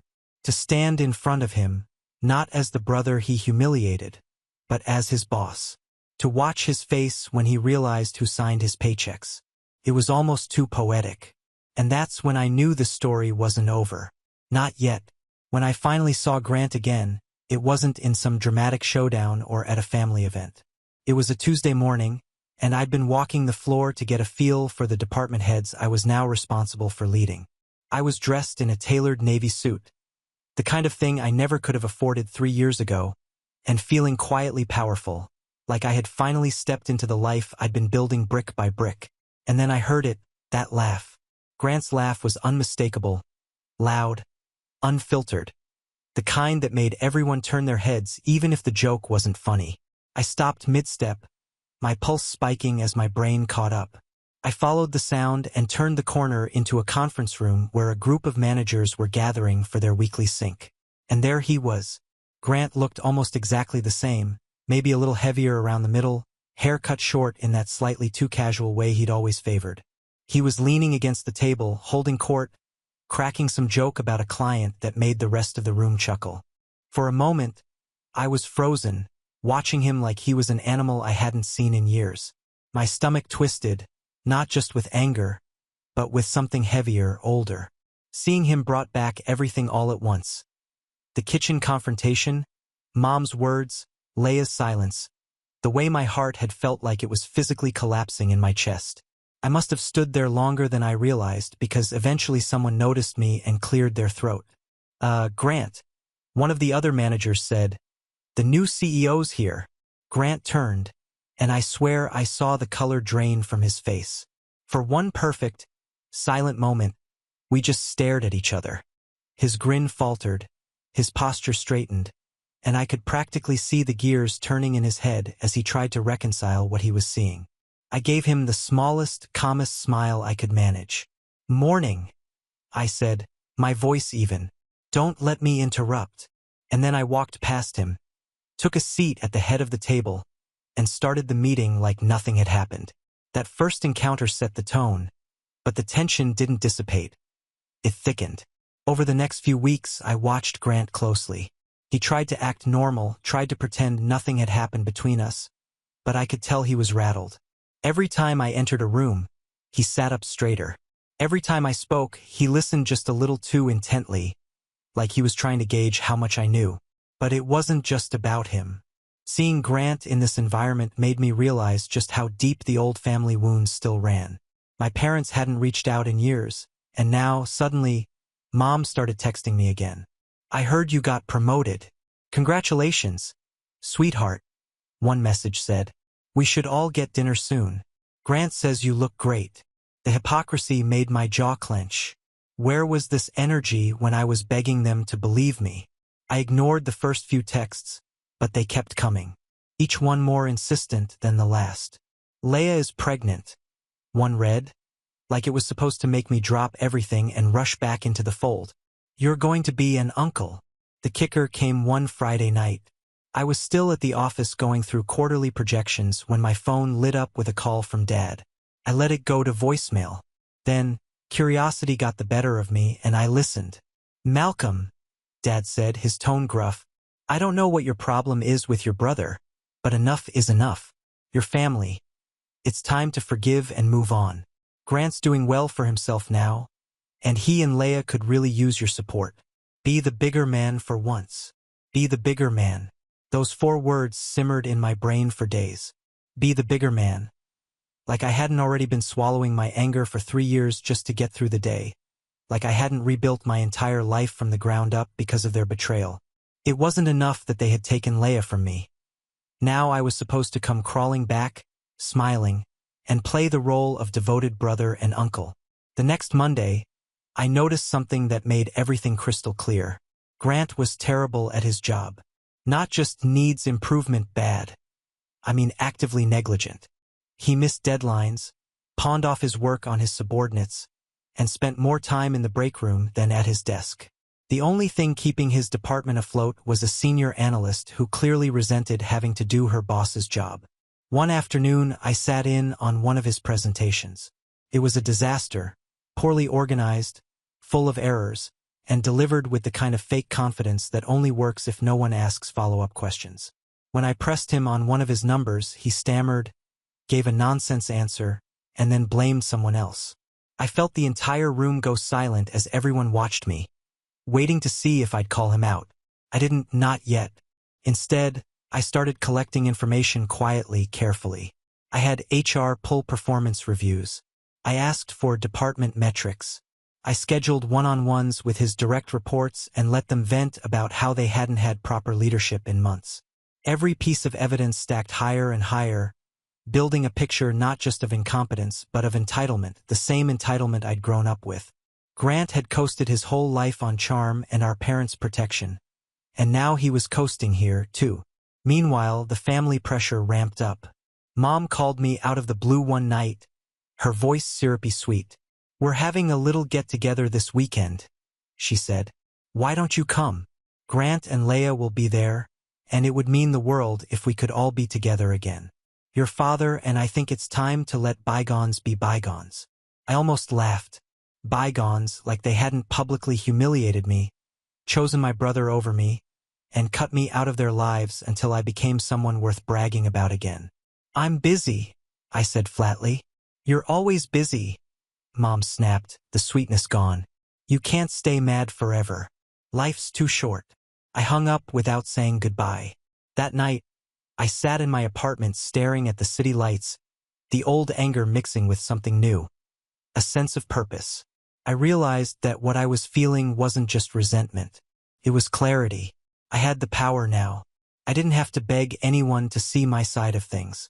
I didn't have to prove my worth to my parents or to Grant or to anyone else. But that didn't mean I was going to let it go. The next morning, I requested a full audit of Grant's department. As the results started rolling in, the story they told was exactly what I expected, and worse. Missing documentation, mismanaged budgets, clients unhappy with communication, even rumors of him taking credit for other people's work. I kept my face neutral when I passed him in the hallway, but inside, something cold and steady was forming. I wasn't going to blow up. I wasn't going to give him the satisfaction of seeing me lose control. If Grant thought he could just coast through this job the way he coasted through life, he was about to find out exactly how wrong he was. And as fate would have it, the perfect opportunity to confront him, and everything he'd done to me, was about to present itself in a way that even I couldn't have scripted better. The day everything snapped started out so ordinary it was almost insulting. A Thursday morning, a stack of emails, 2 back-to-back strategy calls. Nothing out of the ordinary. I was halfway through reviewing a vendor contract when my assistant poked her head in. "Malcolm," she said carefully, "you might want to see this." She handed me a printed email chain. My name was highlighted, not just once, but several times, and the subject line made my stomach tighten. Leadership concerns. CEO's direction. I read the email slowly, line by line, the words digging deeper with every sentence. It was an internal message thread between a few department managers, but the first message was from Grant. "Look, I don't think Malcolm is the right fit for this role. He's young, inexperienced, and making decisions that could tank this company if we're not careful. I've heard from multiple people that morale is dropping since he took over. I'm considering taking this to the board if he doesn't start listening to reason." He'd CC'd several other managers, people I had just started building trust with. The replies ranged from hesitant agreement to open complaints, and every single one of them was now on paper, sitting in my hand. My first reaction wasn't even anger. It was disbelief. After everything, after stealing my fiancée, after ruining my relationship with my family, Grant was trying to undermine me at my own company. I could almost feel the walls closing in, the faint hum of panic at the back of my skull. If I hadn't been careful, if I hadn't taken the time to build relationships here, this kind of rumor could have been enough to shake confidence in me as a leader. I set the papers down, took a slow breath, and reminded myself that I had leverage now. Unlike 3 years ago, I wasn't the powerless younger brother being accused of something I didn't do. I could choose how to respond. But then things escalated. Later that afternoon, I overheard 2 junior analysts talking in the hallway. "Did you hear?" One of them whispered. "Grant said the CEO only got the job because of nepotism. Apparently, he tanked his last department, but the board owed him a favor." I froze. Nepotism. The word stung more than I expected. It was a direct attack not just on my competence, but on my reputation. And worse, it was exactly the kind of thing that could stick if left unchecked. I felt a hot rush of anger that made my chest tight. That night, I couldn't sleep. I sat in my apartment replaying the day over and over, each memory sharper than the last. Grant's smug expression during that first meeting, Mom's voice telling me to be the bigger man, Dad's voicemail practically ordering me to forgive. Now this, a direct attempt to sabotage me professionally. I thought about picking up the phone and calling him right then, demanding an explanation. But then I remembered how it had gone last time I tried to defend myself. The kitchen table, the accusations, the way everyone had already decided I was guilty before I even opened my mouth. No, I wasn't going to give him the chance to talk his way out of this. The next morning, I called HR and requested a formal review of all internal communications involving Grant. They hesitated at first. It was a bold move, but I had enough cause to push it through. When the report came back a few days later, it was worse than I'd imagined. Not only had Grant been spreading rumors about me, but he'd been actively encouraging other employees to question my decisions, even suggesting they bypass my directives and run approvals through him instead. In one particularly infuriating message, he wrote, "Trust me, Malcolm won't last long. Just keep your heads down, do what I tell you, and we'll have a real leader in place soon." It was a coup. My own brother was trying to orchestrate a mutiny. As if that weren't enough, the same week I got the HR report. My phone buzzed with a message from Mom. "We heard you're being difficult with Grant at work. He told us you're threatening his job. You've already taken so much from him, Malcolm. Don't do this to your brother." I just sat there staring at the screen, my hand shaking. Taken so much from him? He was the one who lied. He was the one who took Leah. And now, somehow, I was the villain again. That message broke something in me. It wasn't just about Grant anymore. It was about the entire pattern. The years of being second best, the years of being told to just let it go while my brother skated by without consequences. For the first time in my life, I didn't feel the urge to defend myself. I didn't feel the urge to explain or beg them to see reason. Instead, I felt this calm, razor-sharp clarity settle over me. Grant had made this personal. He wanted a war. And this time, I wasn't the one unarmed. The next step was to gather allies. I started meeting with the managers he'd CC'd on that email one by one, not accusing him directly, but asking pointed questions about their concerns. More than a few of them admitted that Grant had pressured them into agreeing with him, or that they'd only gone along because they didn't want to deal with the fallout. One of them even confided that Grant had been hinting about taking my job himself, saying the board would be more comfortable with someone who had been with the company longer. That was the moment I decided that this wasn't just going to be a warning or a write-up. This was going to end with Grant out of the company entirely. But before I could move, the final blow came, and it was one I never saw coming. One morning, I walked into the office to find a package on my desk. No return address. Inside was a framed photo. It was from my wedding that never happened. Leah and I standing in front of the venue we'd booked, holding hands, smiling like two people who thought the future was bright. Across the bottom of the photo, written in black marker, were the words, "Guess it worked out for the best. G&L. My breath caught in my throat. My vision actually went blurry for a second. He hadn't just sabotaged my job. He'd taken the time to twist the knife in the oldest wound I had. I set the photo down carefully, my hands shaking. And then I laughed, quietly at first, then louder until it startled my assistant outside the door. Because in that moment, all the fear, all the doubt, all the hesitation burned away. Grant had just given me permission to do what I'd been planning all along. And this time, there would be no coming back from it for him. When I got home that night, I didn't turn on the lights. I just sat on my couch in the dark, the photo still in my bag like some poisonous artifact. I couldn't look at it, but I couldn't throw it away either. It sat there, heavy, reminding me of everything I had lost. The life I was supposed to have, the family I used to think would always be there for me. For hours, I just existed. The city moved outside my window. Horns, footsteps, distant laughter. But I felt like I was underwater. My chest ached in that way it used to right after Leah left, like my ribs were too tight around my lungs. All those years of progress, of clawing my way back to some version of happiness. And in one day, Grant had managed to make me feel like that heartbroken guy again, standing in my parents' kitchen with everyone looking at me like I was a stranger. I didn't eat dinner. I didn't answer my phone when it buzzed with another message from Mom. "Malcolm, you have to stop this feud before it destroys the family. Grant and Leah are happy. Can't you be happy for them? Happy for them?" I closed my eyes and leaned back on the couch, letting the words dig their claws in. It wasn't just that they'd chosen Grant. It was that they expected me to celebrate it, to be grateful that my ex-fiancé and my brother had found love at my expense. I didn't sleep much that night. At some point, I found myself at my kitchen table with a legal pad, just scribbling names, dates, projects Grant had botched, employees he'd upset. It wasn't a plan, not yet. It was just everything I'd been holding in, dumped onto paper. When I stopped writing, the page was a mess of ink and my hand hurt, but something in me felt lighter. The next morning, I woke up with that same dull ache in my chest. But there was also something new: resolve. If I was going to do this, if I was going to hold him accountable, it couldn't be out of anger alone. I had to be methodical, careful. The last time I tried to fight for myself, I lost everything. This time, I couldn't afford to misstep.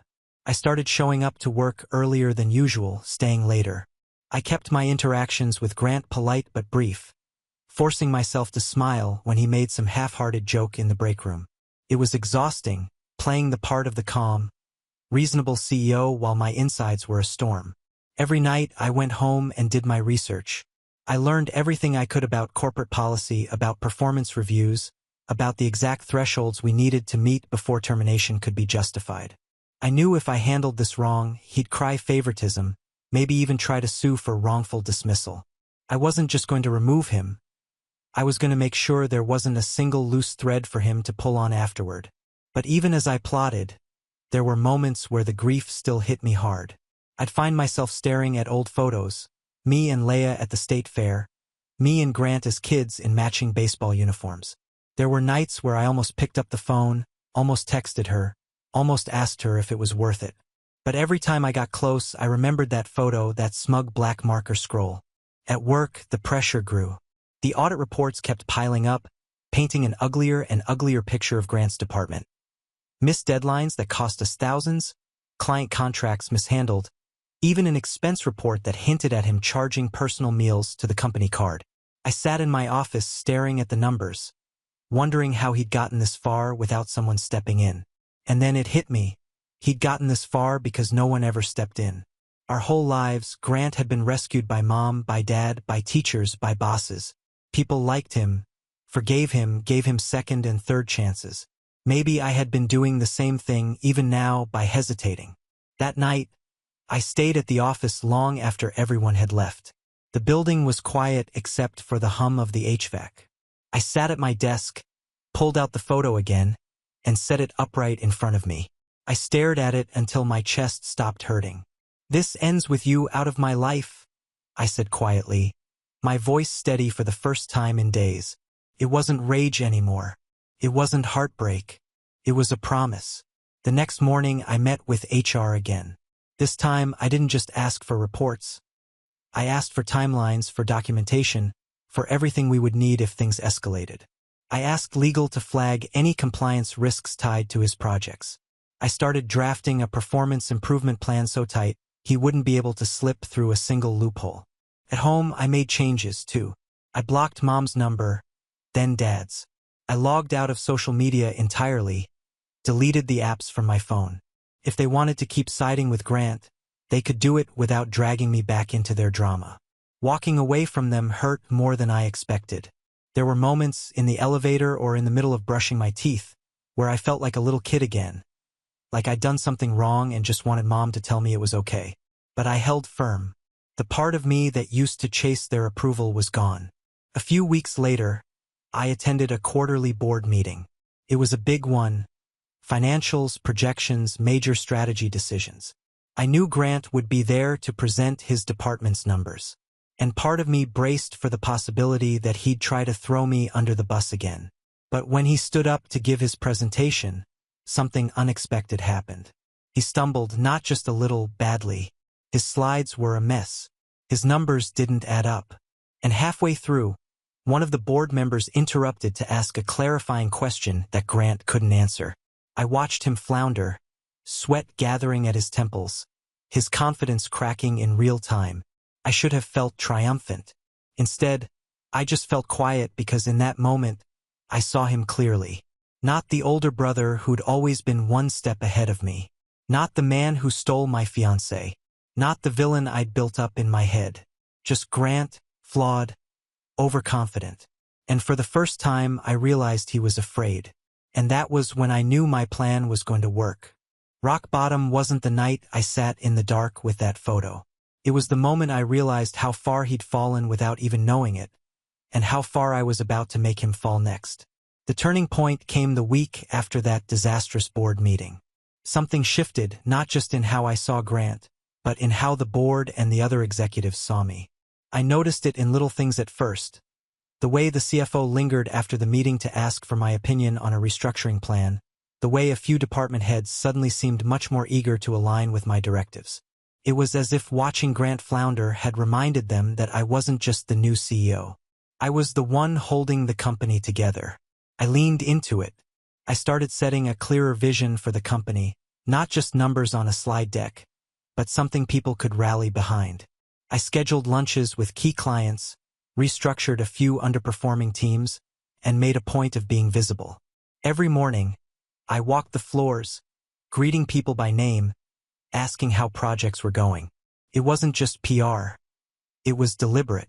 I wanted every single person in this company to know that I wasn't some untouchable figure in a corner office. I was invested in them. Slowly, I could feel the tide turning. Morale improved. Deadlines were met more consistently. Even the atmosphere in the building felt different. Less tense, more focused. And with every small win, my confidence grew. Meanwhile, I kept collecting everything I could on Grant. Each missed deadline, each budget overage, each complaint from his direct reports. I filed it all away, building a case so solid no one could accuse me of acting out of spite. The senior analyst who had been carrying his department finally came to me one afternoon, exhausted. "Malcolm, I can't keep doing his job and mine," she said. "I've tried talking to him, but he just shrugs it off." I thanked her, asked her to document everything, and assured her I was handling it. The relief on her face was almost painful, like she'd been waiting for someone to notice. The funny thing was, the more I focused on fixing the company, the less Grant seemed to notice that the ground was shifting under him. He kept coasting, kept showing up late to meetings, kept making sloppy mistakes. It was almost surreal, like he thought nothing could touch him, even though I was now the one in charge. Outside of work, my life was leveling up, too. The long hours I'd been putting in started paying off financially. I moved out of my modest condo and into a sleek apartment with floor-to-ceiling windows that overlooked the city. I bought a car I'd always wanted but never thought I could afford. I even started seeing someone. Nothing serious yet, just dinners and conversation. But it felt good to feel like myself again, like I wasn't defined by what had happened 3 years ago. I catch myself smiling sometimes on the drive home, thinking about how far I'd come. I wasn't the broken guy on the kitchen floor anymore. I wasn't the brother everyone dismissed. I had rebuilt my life piece by piece, and for the first time in a long time, I liked where it was going. But I never lost sight of the bigger picture. One afternoon, I scheduled a meeting with HR and legal to review everything we had on Grant so far. We went through the documentation line by line, and by the end of the meeting, there was no question. If I wanted to terminate him, I had more than enough grounds. Still, I didn't move right away. Timing mattered. If I was going to do this, it had to be at the right moment, in the right way, so there would be no doubt in anyone's mind that this wasn't personal. This was professional. And then, as if the universe wanted to give me a push, I got an email from the board chair. "Malcolm, we've been impressed with your leadership these past few months. We'd like you to present your long-term strategy at the next shareholder meeting." The shareholder meeting was the single biggest event of the year. Investors, analysts, major clients, everyone who mattered would be there. If there was ever a moment to make a statement, this was it. I spent the next few weeks preparing like my life depended on it. Late nights, early mornings, running numbers until they were flawless, rehearsing my presentation until I could do it in my sleep. I wasn't just presenting a strategy. I was presenting myself, the leader I had become, the one no one could accuse of being there because of luck or favoritism. The night before the meeting, I stayed in the office long after everyone else had gone home. The building was quiet, the city glowing outside the windows. I sat there with the lights dimmed, staring at the skyline, thinking about everything that had led me here. 3 years ago, I had been humiliated, abandoned, and broken. Now I was at the helm of a company, respected, feared even, and about to stand in front of an audience that included my brother, the same brother who had told people I wouldn't last. I pictured his face when I walked onto that stage. I pictured the moment he would realize that there was no saving him this time. No mom or dad to bail him out, no Leia to smooth things over. For the first time, the idea didn't just feel satisfying. It felt inevitable. The next morning, I put on my best suit, charcoal gray, perfectly tailored, and stood in front of the mirror for a long time. I didn't see the Malcolm who had been left behind, who had packed a bag and run away 3 years ago. I saw someone who had built himself back from nothing. Someone who was ready. The shareholder meeting was held in the largest conference hall in the building. The place buzzed with energy. Investors chatting, executives checking notes, assistants running around with clipboards. I walked to the front of the room and took my place behind the podium. My heart steady, my mind clear. Grant sat 2 rows back.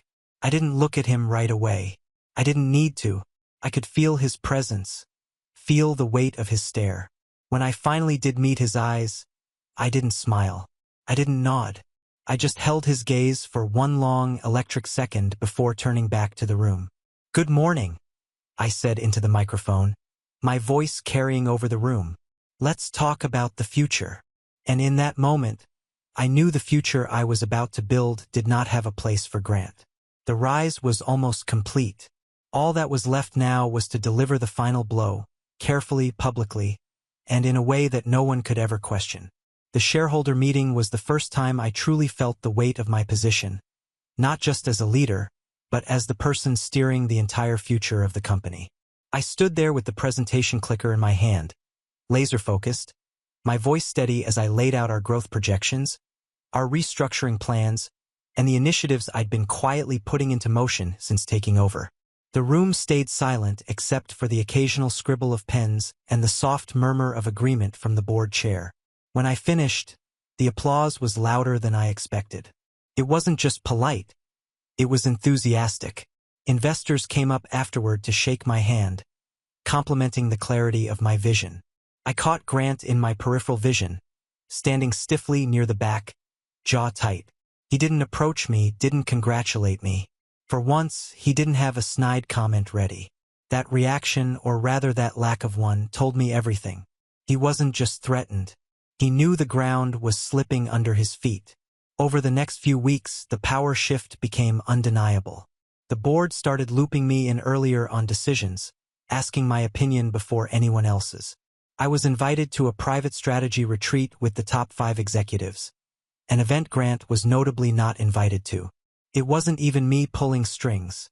It was simply the natural result of his dwindling reputation and my rising one. But the most important piece of the puzzle fell into my lap one Tuesday afternoon completely by accident. I was reviewing expense reports, part of the new oversight I'd implemented, when something jumped out. A series of transactions filed under Grant's department that had no clear business purpose. Catered dinners at upscale restaurants, electronics purchases that didn't match any approved projects, even a hotel stay in another city that wasn't connected to any client trip. At first, I thought it might just be sloppy record-keeping, but when I had finance pull the receipts, the pattern became obvious. Grant was using the company credit card for personal expenses, thousands of dollars worth over the past year. Some of the charges even overlapped with his honeymoon dates. I sat back in my chair, heart pounding, letting the weight of what I just uncovered settle in. This wasn't just incompetence anymore. This was grounds for termination with cause, and potentially even legal action if the company wanted to push it. I forwarded the file to legal with a short note. Please review for compliance implications. The response came back within an hour. This is a serious breach of company policy. If substantiated, it justifies immediate termination and repayment of funds. Recommend proceeding carefully to ensure airtight documentation. This was the leverage I hadn't even realized I'd been waiting for. But I didn't move right away. Not yet. Instead, I tightened the net. I had HR do a full audit of his department's card usage, cross-referencing every expense with client projects. I asked compliance to sit in on his next budget review unannounced. I even quietly reassigned a few of his more competent team members to other managers, leaving him with a skeleton crew. And then, because timing was everything, I scheduled a mid-year performance review for him in person with HR present. When the day came, Grant walked into my office looking irritated, like he had better things to do. He sat down across from me, slouched back in the chair, and gave me a smirk that felt almost nostalgic. The same smirk he used to give me when we were kids and he'd just gotten away with something. I slid the first page of the report across the desk. "Grant," I said evenly, "we need to talk about your department's performance." He glanced at the page, then shrugged. "Look, I know we've had a few delays, but this isn't about delays," I interrupted. My tone was calm, controlled. "This is about misuse of company funds." For a split second, I saw the mask crack. His eyes flicked down to the report, then back up to me, calculating. "You really going to do this?" he said, voice low. "Over a few dinners?" "This isn't about dinners," I said, sliding the rest of the documentation across the table. "Every charge, every receipt, every date. This is about a pattern of behavior that puts the company at risk." He leaned back in his chair, crossing his arms. "You've been waiting for this, haven't you? Waiting to stick it to me. This is about Leia. Admit it." I didn't flinch. "This is about your job performance," I said, "and whether you're capable of meeting the standards we expect from a department head." HR sat silently to my right, taking notes. Grant's smirk faltered, replaced by something closer to panic. "You can't fire me. The board won't let you. They know what you're doing." "The board has already seen this report," I said quietly. "They authorized me to take whatever action I deem necessary." For the first time in years, Grant had no comeback. He just sat there, jaw tight, staring at me like he didn't recognize me. When the meeting ended, I didn't fire him, not yet. I handed him a performance improvement plan instead, one that outlined every expectation in excruciating detail and set deadlines so aggressive that even the most dedicated employee would struggle to meet them. "This is your chance to turn it around," I said. He grabbed the folder and stormed out without another word. After he left, HR turned to me and said quietly, "That was restraint." I just nodded. "We're not done yet." Because the truth was, this wasn't about giving him a chance. This was about watching him sweat, watching him realize that the safety net he'd relied on his entire life was gone. And as fate would have it, the perfect opportunity for the final act was just around the corner. The annual company-wide town hall, a live-streamed event with every employee watching, the single most public forum we had. I made sure Grant's department would be presenting their quarterly results, and I made sure I'd be the one holding the microphone when it was time to talk about accountability. By the time the town hall rolled around, everything was in place. The documentation, the board's approval, the compliance findings. An airtight case that no one could argue with. All that was left was to decide just how public I wanted this to be. And as I stood backstage that morning watching employees file into the auditorium, I knew the answer. This wasn't just about firing him. This was about finally taking back everything he'd taken from me. My dignity, my peace, my place in the family. And I was going to do it in a way that he would never, ever forget. The morning of the town hall, I woke up before my alarm. I didn't feel nervous. I didn't feel angry. I felt sharp, like a blade that had been slowly honed over 3 years of quiet grinding. The plan was ready, every piece in place. Today wasn't going to be loud or messy. It was going to be surgical. I arrived early before most of the staff and stood at the back of the auditorium while the AV crew tested microphones and adjusted lights. The stage was set up with a long table for department heads to present their quarterly updates. I could see Grant's name card already in place. The sight of it made something settle inside me. A strange mix of satisfaction and finality. This was it. By the time the room filled, there was a hum of energy in the air. The town hall was always a big deal. Employees from every branch tuned in live, and the recording would go out to investors later that day. If there was ever a moment to make a statement, this was it. I started with the usual formalities. Company updates, financial health, recognition for teams that had gone above and beyond. The audience was engaged, leaning in, nodding. The atmosphere was almost celebratory. And then it was time for department updates. Grant walked onto the stage last, looking tense, but defiant. He had tried. I could tell. His suit was pressed, his slides looked more polished than usual, and he kept glancing at me like he was daring me to say something. When it was his turn to speak, I stepped back and let him take the mic. His presentation was better than usual, still sloppy in places, but he clearly put more effort into it than he had in months. He was trying to save himself, and everyone in the room could feel it. When he finished, I stepped forward again. "Thank you, Grant," I said evenly, taking the microphone back. "I'd like to talk a little bit about accountability." The room quieted. "One of the things we've been focusing on this quarter," I continued, "is ensuring that every department is operating at the highest level of integrity. We owe that to our clients, to our shareholders, and to each other." Behind me, the screen changed not to the next department slides, but to a summary of the audit findings from Grant's department. Missing deliverables, budget overruns, compliance violations, every bullet point backed by dates and figures. I didn't look at him. I kept my gaze on the audience. "These findings are not hypothetical," I said calmly. "They represent real lapses that have cost this company time, money, and credibility, and they require decisive action." There was a ripple of murmurs through the room. I let the silence stretch for a moment before continuing. "Effective immediately," I said, my voice steady, "Grant will no longer be serving as department head. A search for new leadership will begin today, and interim management will report directly to me." The room went so quiet you could have heard a pin drop.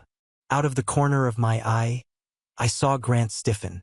He looked like someone had just yanked the ground out from under him. I turned to face him at last. "Grant, please remain after the town hall to meet with HR and finalize the transition plan." He opened his mouth like he was about to argue, then shut it again when he saw the entire company watching.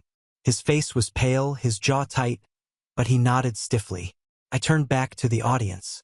"This is not about punishment," I said, my tone even.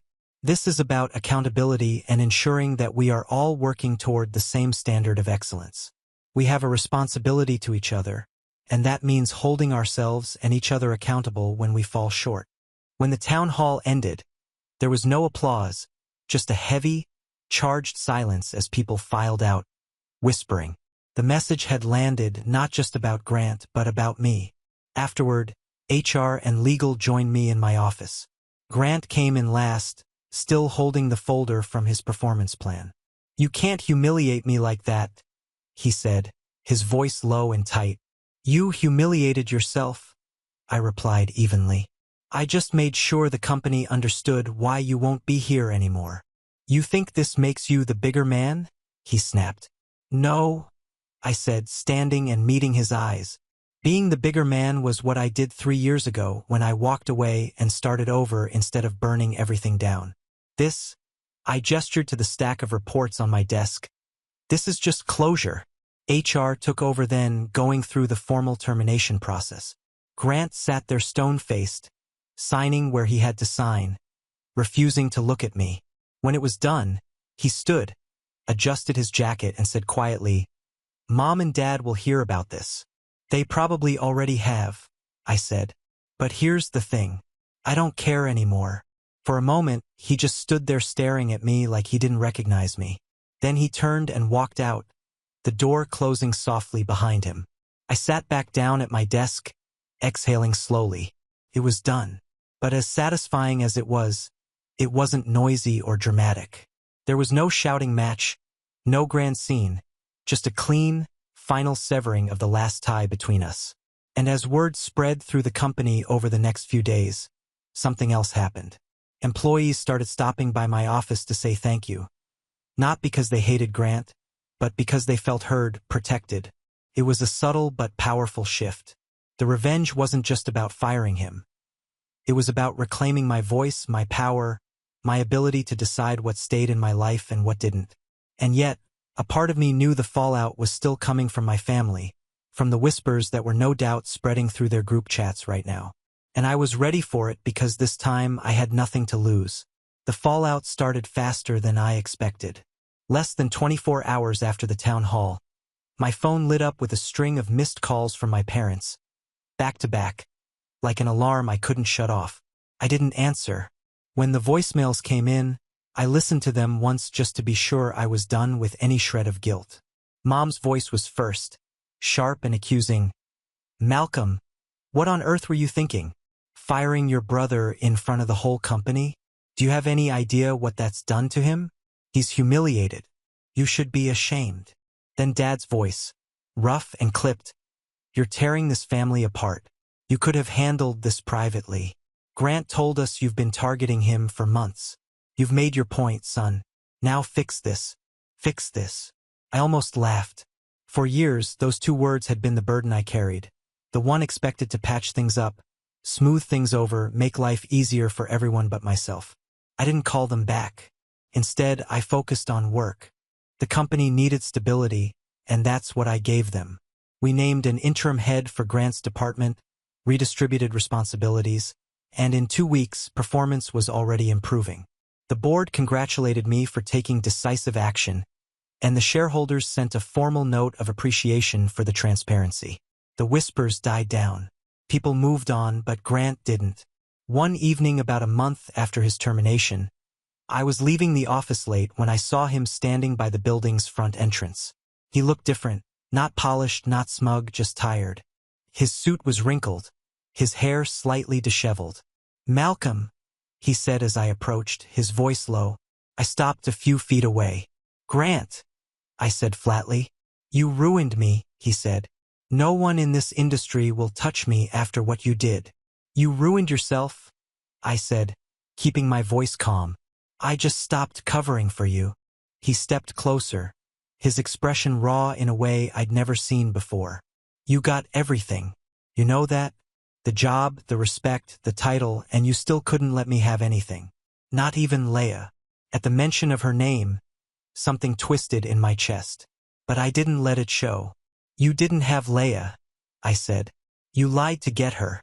You burned me to the ground so you could stand where I was standing. And you know what? You still lost." He flinched like I'd struck him.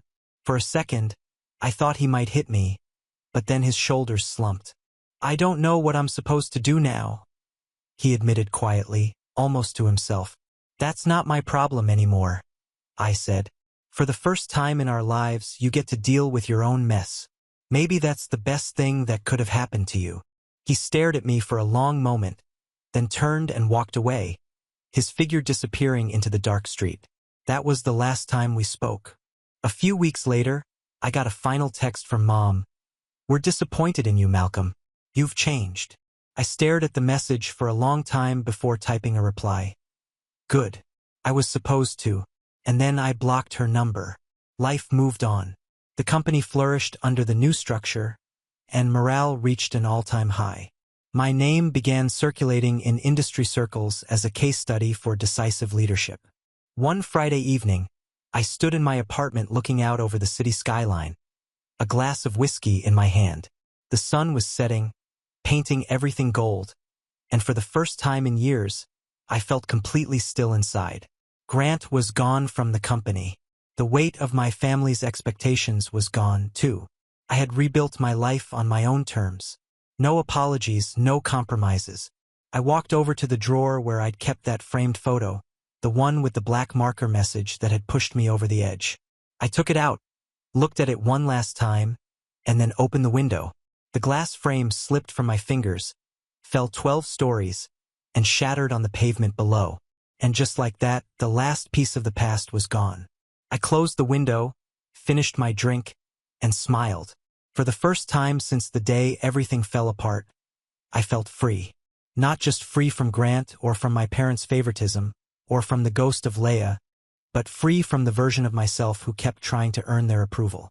And as the city lights flickered on one by one, I knew with absolute certainty, I hadn't just survived what they did to me. I had turned it into the best thing that ever happened to me. And this time, there was no one left who could take it. Now on to the next story. Story 4. My name is David. I'm 29, and I don't think I'll ever forget the feeling of waking up in an ICU bed to the sound of my heart monitor beeping steadily in the dark. My body felt like it had been hit by a truck. The fluorescent lights were dimmed. The room smelled of antiseptic. and there was that constant low hum of machines keeping me alive. My throat was dry from the oxygen tube. My chest sore from whatever they had done to stabilize me. I blinked a few times, trying to piece together how I even got there. The last thing I remembered was collapsing in my apartment after ignoring what I thought was just a bad flu. Turns out it was pneumonia, severe enough to almost kill me. When the nurse saw I was awake, she smiled gently and asked if I wanted her to call someone. I nodded, expecting that by now someone from my family would have noticed I'd been missing for a day. I gave her my dad's number and she left the room for a minute. When she came back, she hesitated for a second before saying, "No one picked up, but I left a message." I thanked her and tried not to let the sting settle too deeply. My dad was usually busy, sure, but he had his phone glued to his hand. My mom too. My younger sister, Emma, was constantly posting on social media. I figured maybe I'd wake up to a flood of messages. But hours passed, then a full day. Not a single call, not even a text asking if I was okay. It's funny how fast that can mess with your head. When you're alone in a hospital bed, you have nothing to do but think about every choice, every relationship. Every time you've been there for people who can't be bothered to show up for you now. I thought about all the times I'd lent Emma money when she was short on rent. The times I drove 3 hours to help my parents when their car broke down. Or how I dropped everything to watch the dog when they wanted a weekend getaway. And now, silence. On the third day, just as I was starting to feel strong enough to sit up without feeling dizzy, my phone buzzed. My heart actually leapt for a moment. Finally, someone must have noticed I was gone. But when I unlocked my screen, it wasn't a call. It wasn't even a, "How are you?" It was a single text from my dad that read, "We need $50,000 for your sister's wedding. Send it this week." I stared at the screen, my chest tightening. Not from pneumonia this time, but from anger. Not even a "hope you're doing okay," after 3 days of radio silence. "No, we heard you were in the hospital." What happened? Just a demand for money like I was an ATM. I could practically hear his voice in my head. The tone he always used that made it sound like he wasn't asking, he was telling.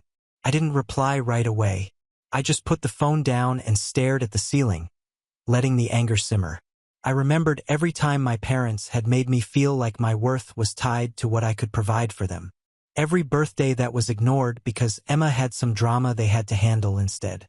Every time I was told, "You're the oldest. You should help out more." And here they were again, proving that nothing had changed. When I was discharged a few days later, I didn't go to my parents' house. I didn't call them.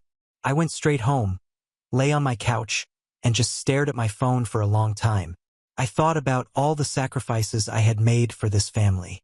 I thought about the fact that they didn't even know if I was alive until I texted them myself. And then finally I did reply, but not how they expected. I told my dad no. No explanation, no apology, just a simple no. And then I blocked his number. I blocked my mom. I blocked Emma. And for the first time in my life I felt free. But that was just the beginning. The calls from unknown numbers started within hours. The emails followed. Then messages from relatives I barely spoke to. All with the same theme. "Your sister's wedding is in 2 months. Stop being selfish." They had no idea where I had been the past week. No idea what I had gone through. And yet somehow I was the villain for saying no. The guilt trips turned into insults. The insults turned into threats of being cut off from the family forever. And I think that's what finally flipped the switch in me. Something inside me hardened that day. I stopped feeling sad. I stopped feeling guilty. I stopped feeling like I owed them anything. And that's when I decided if they thought I was the bad guy for finally standing up for myself, then fine. I play the bad guy. The next time I heard from them, it wasn't a message. It was something else entirely. Something that made me sit up straight and laugh out loud in disbelief. When I laughed that day, it wasn't because anything was funny. It was because I finally realized just how little I mattered to them beyond what I could provide. The thing that made me laugh was an email subject line in all caps. "Emma's wedding is the most important day of our lives." I clicked it open and was greeted with a wall of text from my mom. It wasn't an apology for ignoring me while I was in the ICU. It wasn't even an acknowledgement that I had been sick. It was a detailed spreadsheet of expenses for Emma's wedding. Venue deposit, catering, flowers, DJ, dress alterations, family vacation fund, whatever that meant. At the very bottom of the email was a line that said, David's contribution, $50,000, due by next Friday. It was written as if this was a formal contract, something already agreed upon. I sat back in my chair and just let it sink in. My contribution, like this was some sort of mandatory tax I had to pay to earn my place in the family. Like if I didn't pay, I'd be in default and lose my privileges as a son. I could almost hear my dad's voice. Family helps family. David, don't be selfish. I didn't respond. Instead, I let the silence do the talking. Days passed, and that silence must have driven them insane because soon I started getting group texts with my mom, dad, and Emma all together. Emma chimed in first. David, you're seriously stressing mom out. Can you just send the money so we can move forward with planning? My mom followed up. Your sister deserves this. She's waited her whole life for this day. You make more than enough to help. Then my dad. I already told the venue we have the money. Don't embarrass us. Embarrass them. That word stuck with me. I almost died a week ago and they were worried about embarrassment. When I didn't reply to the group chat, Emma decided to take it to social media. I woke up one morning to find she had posted a long paragraph on Instagram accompanied by a picture of her in a wedding dress. The caption read, So excited for our big day. Sad that certain family members are making it about themselves and refusing to help out like they promised. It hurts when the people you love don't show up for you. She didn't name me, but everyone knew who she meant. Mutual friends started DMing me, asking if everything was okay, telling me I should just be the bigger person and don't ruin your sister's wedding over money. It was surreal. Somehow, overnight, I became the villain in a story I didn't even write. The worst part was the phone call from my aunt. She was the one relative I actually liked, the one person I thought might take my side. She called me one afternoon and said, David, I heard what happened. Your mom is in tears. Emma is devastated. This is supposed to be a happy time for everyone and you're making it ugly. Just send the money and end this drama. I was quiet for a long time. Then I said, Aunt May, I was in the ICU last week. Did anyone tell you that? There was silence on the other end. Then she said, No, what happened? I explained everything. How I collapsed, how no one visited, how I woke up to a text asking for money. I heard her suck in a breath. And for a moment I thought maybe she'd get it. But then she said softly, I'm sorry you went through that, David. I really am. But this wedding is important for your parents' reputation. Don't let a misunderstanding ruin everything. A misunderstanding. I had nearly died and it was a misunderstanding. I thanked her for calling and hung up before I said something I'd regret. That night I got another email from my dad. This one wasn't a polite request. It was an ultimatum. David, you have until Friday to wire the money. If you don't, you are no longer welcome in this family. We will not have someone who refuses to support his sister on the most important day of her life. I read that line over and over. No longer welcome in this family. As if family was something you could revoke like a subscription. Stung, but not in the way I expected. It didn't make me feel guilty this time. It made me angry, furious, actually, because the truth was this wasn't about the wedding. It never was. This was about control. My parents had always used guilt to get their way. When I was a teenager, they made me give up a scholarship to a college out of state because family comes first. When Emma wanted to go on a trip to Europe and couldn't afford it, they told me to lend her the money because you're the responsible one. When I bought my first house, they convinced me to let Emma live there rent-free until she got on her feet, which ended up being 2 years. And every time I tried to say no, I was met with the same line. After everything we've done for you, this is how you repay us. I realized I'd been playing their game my whole life, and I was done. The next day, I made a point of posting on my own social media. A simple picture of me sitting on my couch with my dog, smiling, looking healthy again. The caption. Sometimes you have to lose everything to find peace. Surround yourself with people who care about you, not just what you can do for them. I didn't mention names. I didn't need to. Within an hour, Emma sent me a furious text from a random number. I had blocked her. Are you seriously trying to make me look bad in front of everyone? Grow up, David. You're pathetic. I didn't reply. That weekend, I got an invitation in the mail for Emma's engagement party. It was printed on thick, expensive cardstock, the kind, cost a fortune. The invite read, "Please join us for an evening of celebration. Formal attire required." At the bottom, in handwriting that I recognized as my mom's, were the words, "We expect to see you there. Bring your checkbook." That was the moment something inside me snapped. I didn't cry. I didn't yell. I didn't even feel sad anymore. I just felt this cold, focused clarity. They weren't going to stop until I gave them what they wanted. And I wasn't going to give it to them. Not only that, I decided they were going to regret ever trying to force me. So I made a plan. But before I could put it into action, something happened that raised the stakes even higher. Something that showed me just how far they were willing to go to get what they wanted. The day of Emma's engagement party came and went, and true to my word, I didn't show up. I stayed home, cooked myself dinner, and watched a movie. For the first time in weeks, I felt calm. I thought maybe that would be the end of it.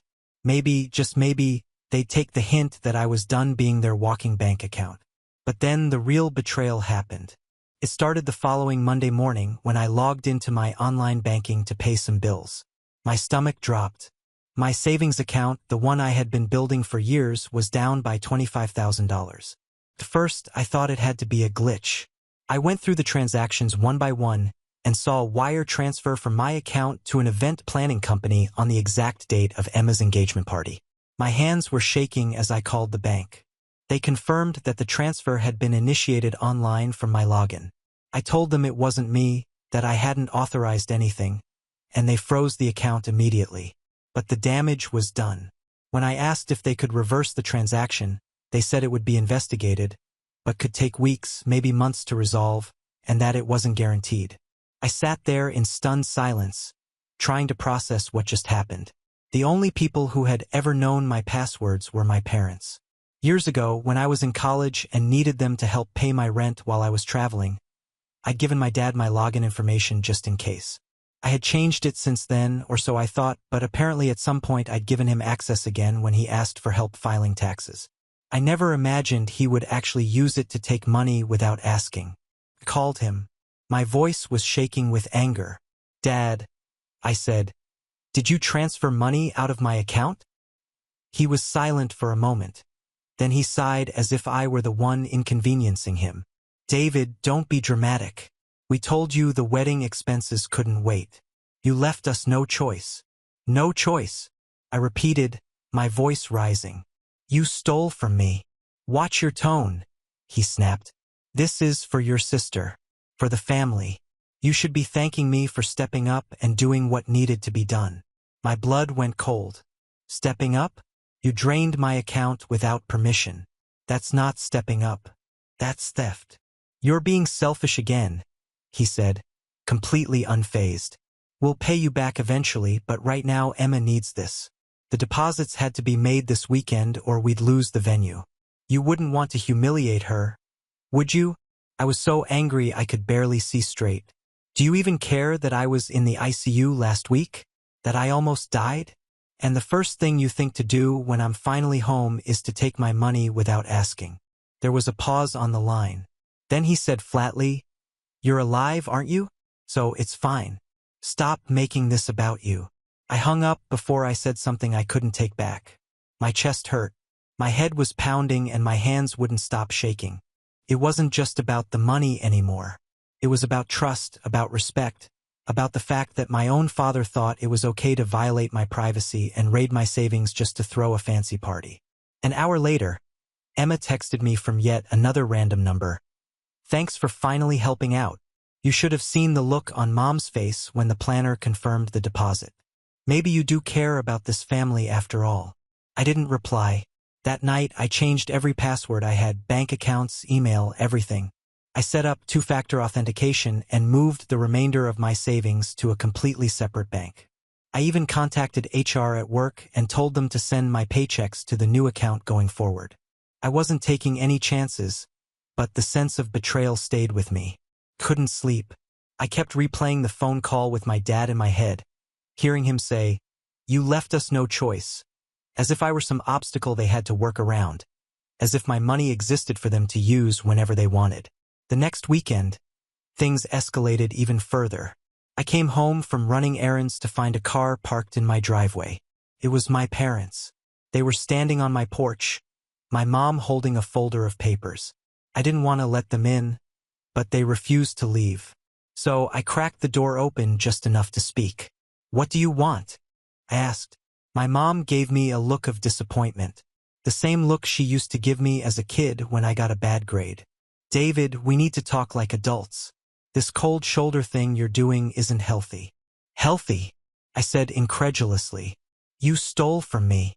My dad stepped forward. "We already told you. We'll pay it back. But we also need to settle this once and for all." Here, he handed me the folder. Inside was a document labeled Family Agreement. It was basically a contract stating that I would contribute $50,000 to Emma's wedding, with the $25,000 already taken being counted as my first installment. At the bottom was a space for my signature. I stared at them, completely stunned. "You came to my house to get me to sign this? This is about keeping the peace," my mom said softly. "Once you sign, we can all move forward and put this behind us." I felt something inside me break. Not just crack, break. I realized right then that this wasn't just about money. This was about control, about making sure I stayed under their thumb forever. I handed the folder back without signing and said, "Get off my property." My dad's face turned red. "David, if you walk away from this, don't bother coming to the wedding. Don't bother coming to Christmas. Don't bother coming back at all." I opened the door wider and pointed to the driveway. "Good. Now leave." They left without another word, but I could see the fury in their eyes. That night, as I sat alone in my living room, staring at the unsigned agreement, something inside me shifted permanently. This wasn't a family conflict anymore. This was a war, and I was done playing defense. I was going to protect myself, my future, and everything I had worked for. And I wasn't just going to stop them from taking more. I was going to make sure they regretted ever trying to use me like this. What happened next set the stage for everything that followed. The revenge, the fallout, the moment when the entire family finally saw me not as their personal bank account, but as someone they should have never underestimated. After they left that night, my house felt colder than it ever had before. I sat on the couch in silence. The unsigned family agreement lying on the coffee table like a poison I couldn't throw away yet. I kept staring at it, feeling this strange mix of grief and anger. Felt like I just buried something. The last shreds of hope that maybe one day my parents would treat me like a son instead of a resource. I didn't sleep that night. I barely slept all week. When I closed my eyes, I saw my dad's face red with anger, telling me not to bother coming back. I saw my mom's calm, almost pitying look, like she was disappointed that I wouldn't just fall in line. And I heard Emma's smug little text message thanking me for helping out. I started questioning everything. Was I overreacting? Was I really being selfish? There were moments where I nearly convinced myself to just send the money and make it all go away. But every time I reached for my phone, I remembered waking up in the ICU alone with no one there but the nurse who barely knew my name. That memory kept me grounded. It reminded me that this wasn't just a disagreement over a wedding. This was a pattern, one that had gone unchecked for too long. Still, the silence was brutal. I hadn't realized how much of my daily life involved my family until it was gone. No texts from my mom about family dinners. No calls from my dad to check in, which usually meant ask for something. No random pictures from Emma showing off a new dress or a meal she'd made. It was like someone had pressed mute on an entire part of my life. And my so-called friends, they didn't exactly make things better. A few of them reached out mostly to tell me I should just let it go or family is family. One even said, Emma's wedding is once in a lifetime, right? You can always make more money. I stopped replying to messages after that. For a while, I let myself sink into that low place. I went to work, came home, and didn't do much else. I stopped cooking, stopped cleaning, stopped going to the gym. The house was quiet, but not in a peaceful way. In a hollow, suffocating way. I caught myself sitting in the dark more nights than I'd like to admit, just staring at the wall and wondering if maybe they were right about me. But slowly, quietly, something started to shift. Maybe it was the quiet itself. Maybe it was the fact that for the first time in years, no one was calling me with a new emergency to solve. Maybe it was just the clarity that comes when you've got nothing left to lose. One night, I got up, turned on every light in the house and started cleaning. I scrubbed the kitchen counters, vacuumed the living room, organized the piles of unopened mail. It wasn't about the mess. It was about reclaiming something. My space, my time, my life. When I finished, I sat back down on the couch, looked at the family agreement one last time, and tore it in half.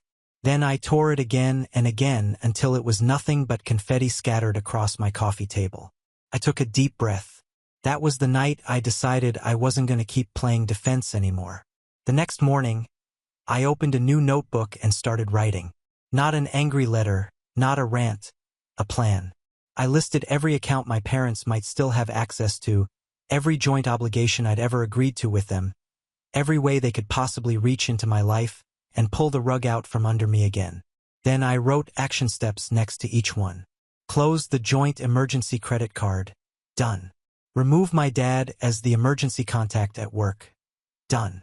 Transfer my investments to a new brokerage they didn't know about. Done. I started thinking further ahead, too. If they were willing to take $25,000 without asking, what else might they try? Could they show up at my house again? Could they try to manipulate relatives into harassing me? Could they even try to take legal action if I refused to pay? So I made another list. People I needed to talk to. HR to make sure all my personal info was locked down. The bank to flag my accounts for any suspicious activity.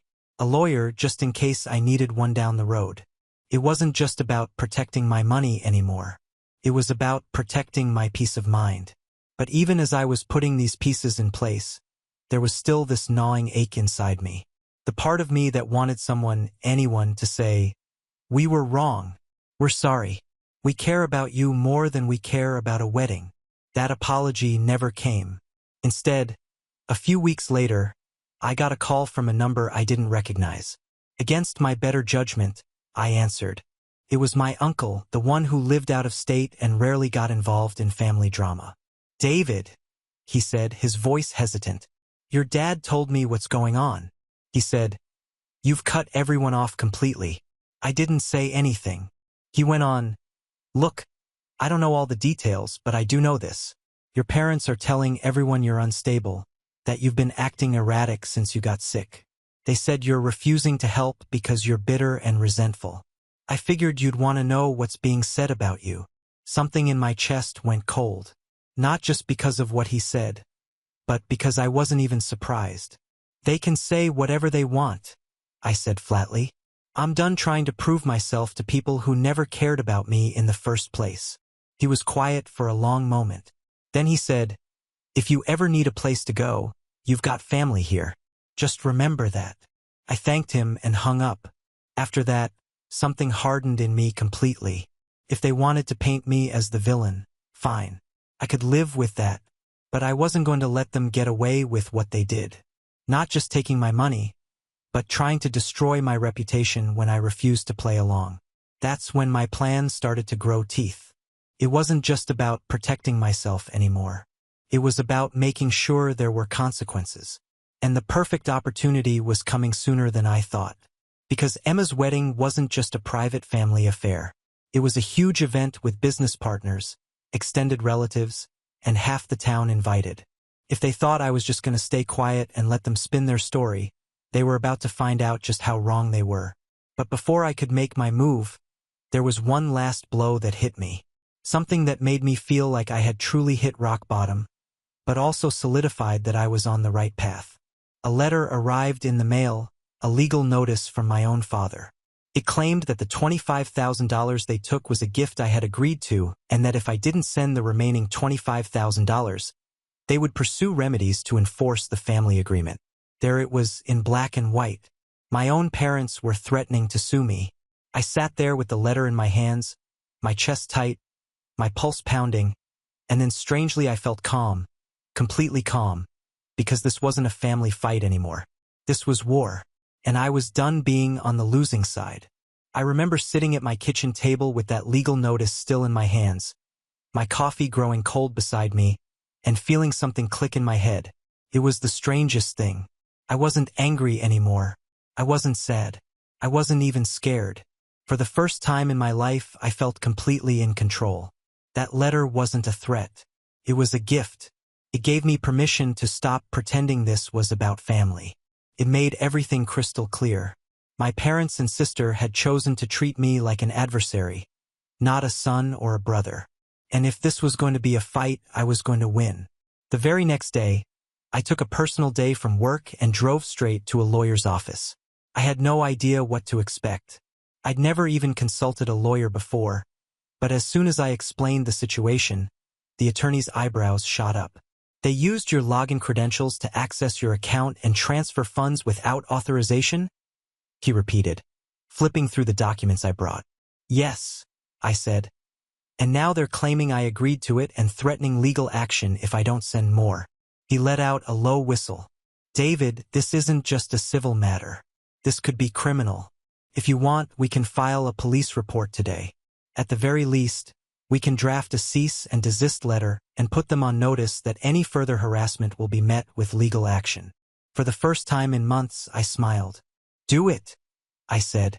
Within a week, that letter was sent not just to my parents, but to Emma as well. It was polite, professional, and absolutely devastating. It outlined the unauthorized transfer, demanded repayment within 30 days, and warned that any further attempts to coerce or defame me would result in legal escalation.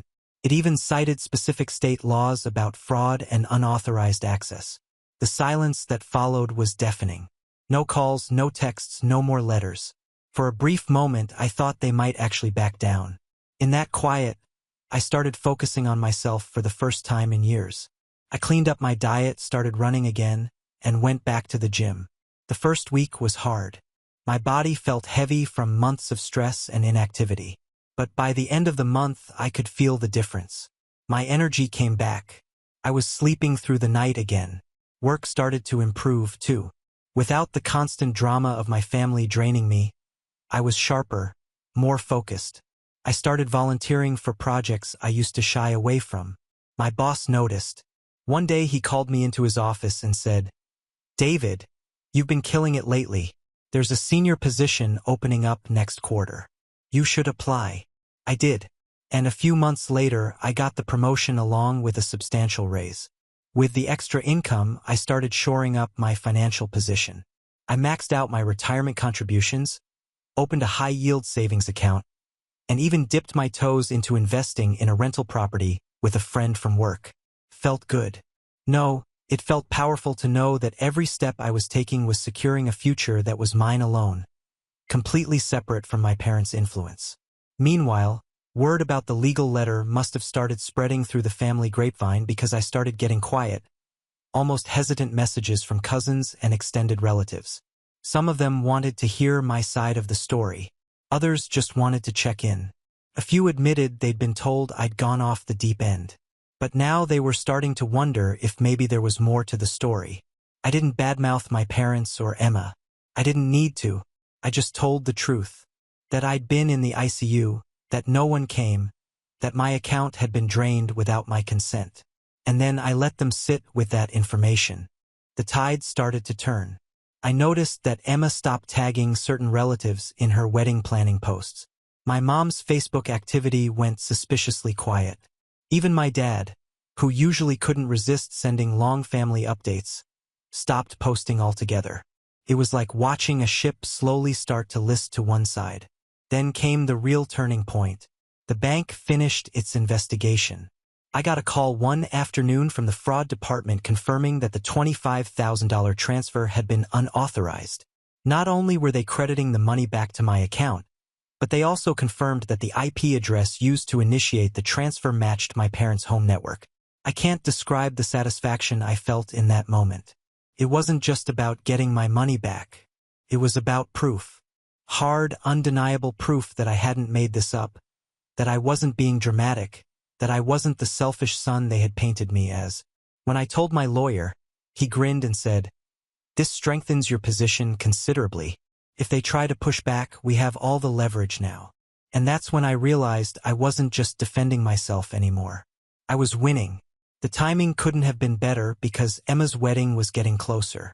Invitations had already gone out, and apparently it was shaping up to be the social event of the season.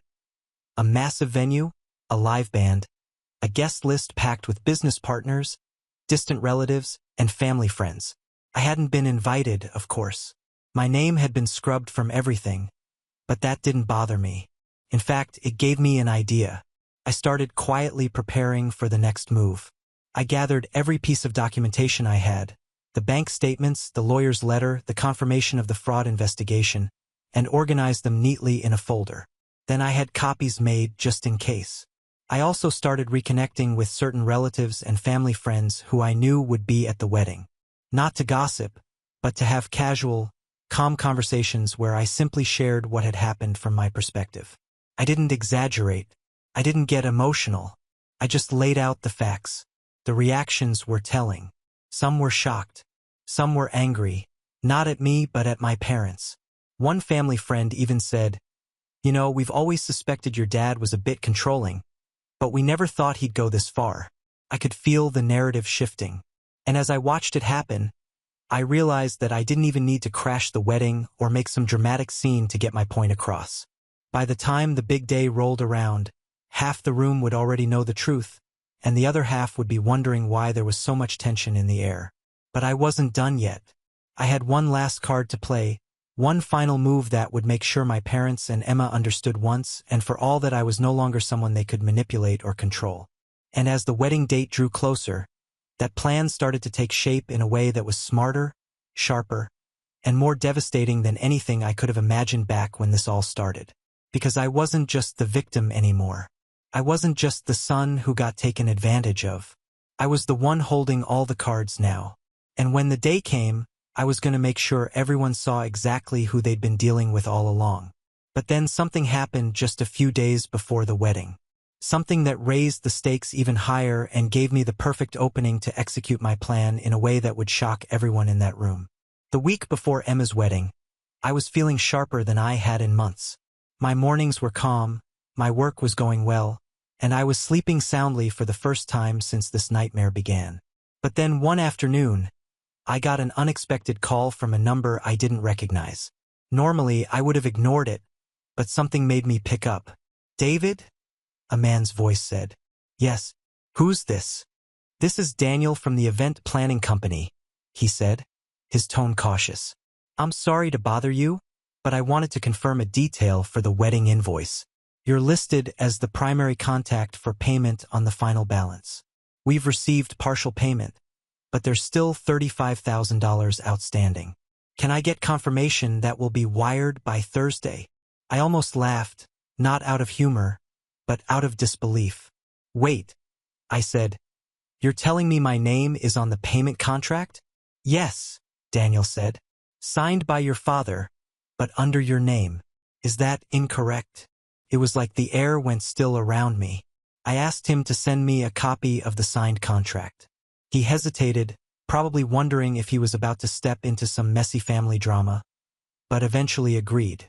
When the PDF landed in my inbox an hour later, I opened it and felt my jaw tighten.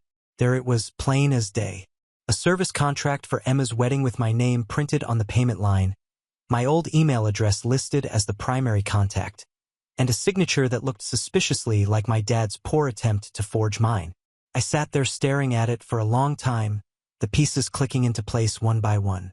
This was why my dad was so confident I owed them. This was why they kept insisting I had already agreed to pay. They had literally signed my name on a contract without telling me. I forwarded the document straight to my lawyer. His reply came within minutes. "This is forgery, and it's not just a civil matter. This could be prosecuted criminally. This is very strong leverage, David. Strong leverage." Those words made something electric run through me. I asked him what my options were. He laid them out calmly, professionally. I could press charges and potentially have my father investigated for fraud. I could send a demand letter, forcing them to pay the full remaining balance, clearing my name from the contract and reimbursing any costs. I could wait, let them go through with the wedding, knowing that the venue would come after them when the remaining payment didn't come through under my name. That last one made me pause because as much as I wanted justice, I also wanted them to understand exactly what they had done to me. To feel, even for a moment, the same fear and powerlessness I felt when I saw my savings drained. So I decided to wait, but I didn't just sit back and do nothing. I started gathering every piece of documentation I had into one meticulously organized folder. The forged contract, the bank's fraud investigation results, the cease and desist letter, every email, every text message. I even included the engagement party invitation with my mom's handwritten note telling me to bring my checkbook. I made multiple copies, one physical, one digital on a secure drive. Then I wrote a letter to go along with it. Not a rant, not an angry tirade, just a calm, clear statement of facts. I explained exactly what had happened, how they had crossed every line imaginable, and how their actions had consequences they could no longer control. And then I made a list of people who would receive it if things went too far. Relatives, close family friends, and crucially, a few of my dad's business partners who I knew would be attending the wedding. The more I prepared, the more focused I became. There was no fear anymore, no hesitation, just clarity. And then, almost as if the universe was giving me a sign, another piece of leverage fell right into my lap. I got an email from a cousin who worked in finance. He'd heard whispers that my parents were in more financial trouble than they were letting on. Apparently, they'd taken out a home equity loan last year and were behind on payments. The wedding wasn't just about Emma's big day. It was about appearances. They were using this event to keep up the image that everything was fine, that the family was thriving. Suddenly, everything made sense. The pressure, the desperation, the lengths they were willing to go to. They weren't just trying to control me. They were trying to use me to save face. And that was when the shape of my plan fully came together. I wasn't going to just confront them privately. I wasn't going to yell, scream, or beg. I was going to let them walk into that wedding day believing they'd won, believing they had forced me into silence. And then I was going to take that illusion apart piece by piece, calmly and publicly in a way that would leave no doubt about who was really in control. It wouldn't be dramatic in the way they feared. No scene-stealing tantrum, no shouting match, but it would be unforgettable. Over the next few days, I lined up every detail. I made sure the documentation was ready. I spoke to my lawyer one more time and got his blessing that what I was planning was legal and protected. He even smiled when I told him my idea and said, "That's brilliant, David, and they won't see it coming." The night before the wedding, I stood in my living room, staring at the folder of documents on the table. The house was quiet, but not hollow anymore. It felt alive.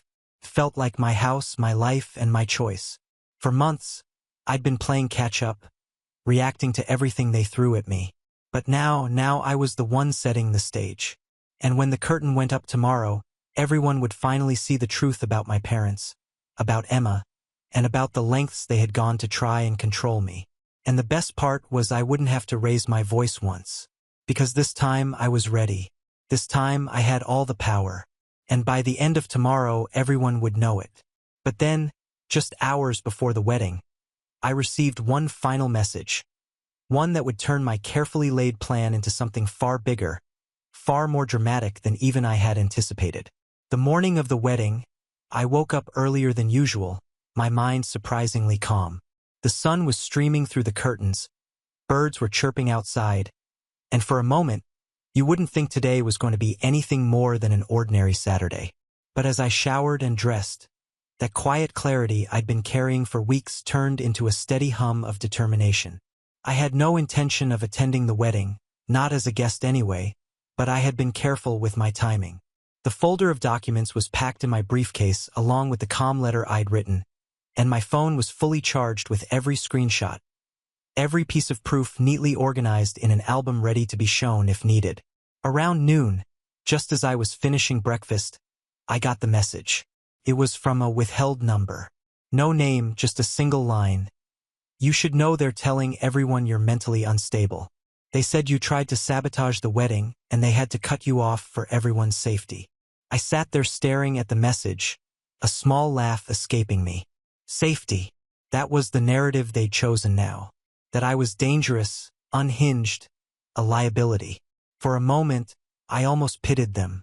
They were so desperate to stay in control that they'd rather destroy my reputation than face the truth. But then I realized something. This message wasn't bad news. It was the final push I needed. If they wanted to drag my name through the mud in front of everyone, then everyone was going to hear my side, whether my parents liked it or not. I didn't go to the ceremony. I let that part pass quietly, but I knew there would be a reception afterward, a big one, the kind where everyone was seated at tables and speeches were made. And that was where I planned to deliver my quiet, calculated strike. I drove to the venue later that afternoon, parking far enough away that I wouldn't be noticed right away. The building was stunning, a sprawling banquet hall decorated with white flowers and golden arches, the kind of place that screamed, "Look how perfect we are." I waited until I knew everyone was seated and the first round of toasts had been made. And then I walked inside. The look on my mother's face when she saw me was priceless. Her smile froze, her champagne flute halfway to her lips. My dad stiffened in his chair. Emma, radiant in her dress, looked at me with open disgust. I didn't make a scene. I didn't raise my voice. I simply walked over to an empty table near the back, opened my briefcase, and began placing neatly printed folders, one on each table within reach of the guests I'd chosen in advance. Each folder contained the same thing: the bank's fraud investigation results, the copy of the forged contract with my name on it, the lawyer's cease and desist letter, and my calm, measured explanation of what had happened. The room started to murmur as people opened them. Conversations quieted. Heads began to turn toward my parents' table. My dad was the first to speak. "David," he hissed, standing up, "what do you think you're doing?" I looked at him evenly and said, loud enough for everyone to hear, "I'm telling the truth. You've had your turn." There was a ripple through the room, the kind of electric silence that means everyone is suddenly very, very interested. "I'm not here to ruin Emma's day," I continued, my voice steady. "I'm here to clear my name. You've been telling people I'm unstable, that I'm bitter, that I refuse to help. What you didn't tell them is that you drained my bank account without permission, forged my signature on a contract, and threatened to sue me when I refused to give you more." Gasps echoed through the hall. Someone dropped a fork. My mom tried to stand, but I raised a hand. "You don't need to defend yourself.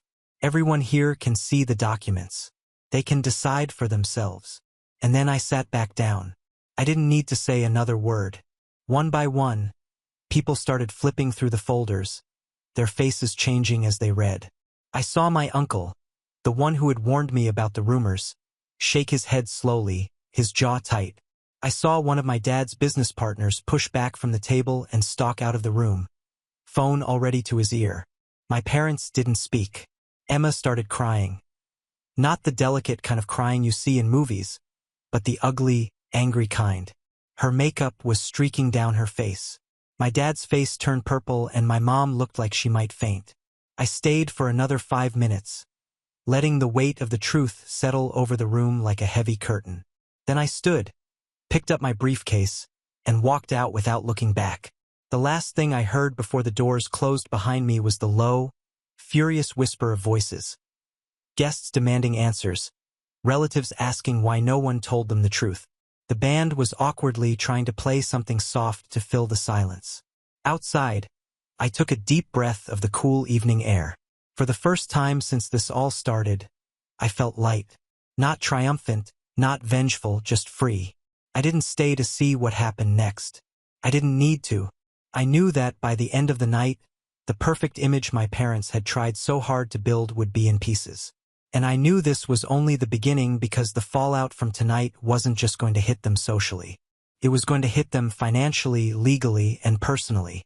And I was ready for every last bit of it. But the very next morning, I woke up to something I hadn't expected. Something that made the fallout even bigger, louder, and more public than I ever could have orchestrated on my own. The next morning, I woke to the sound of my phone buzzing nonstop. At first, I thought it might be my alarm, but when I grabbed it from the nightstand, I saw dozens of notifications, texts, emails, even tagged posts on social media. Word had spread faster than I could have imagined. I opened the first message. It was from my uncle. "David, you lit a fire last night. People were furious. Half the guests left early. The band packed up before dessert was served. Your dad stormed out. Your mom was crying in the parking lot. Emma was hysterical. She accused them of ruining her wedding." I sat there stunned for a moment, then slowly exhaled.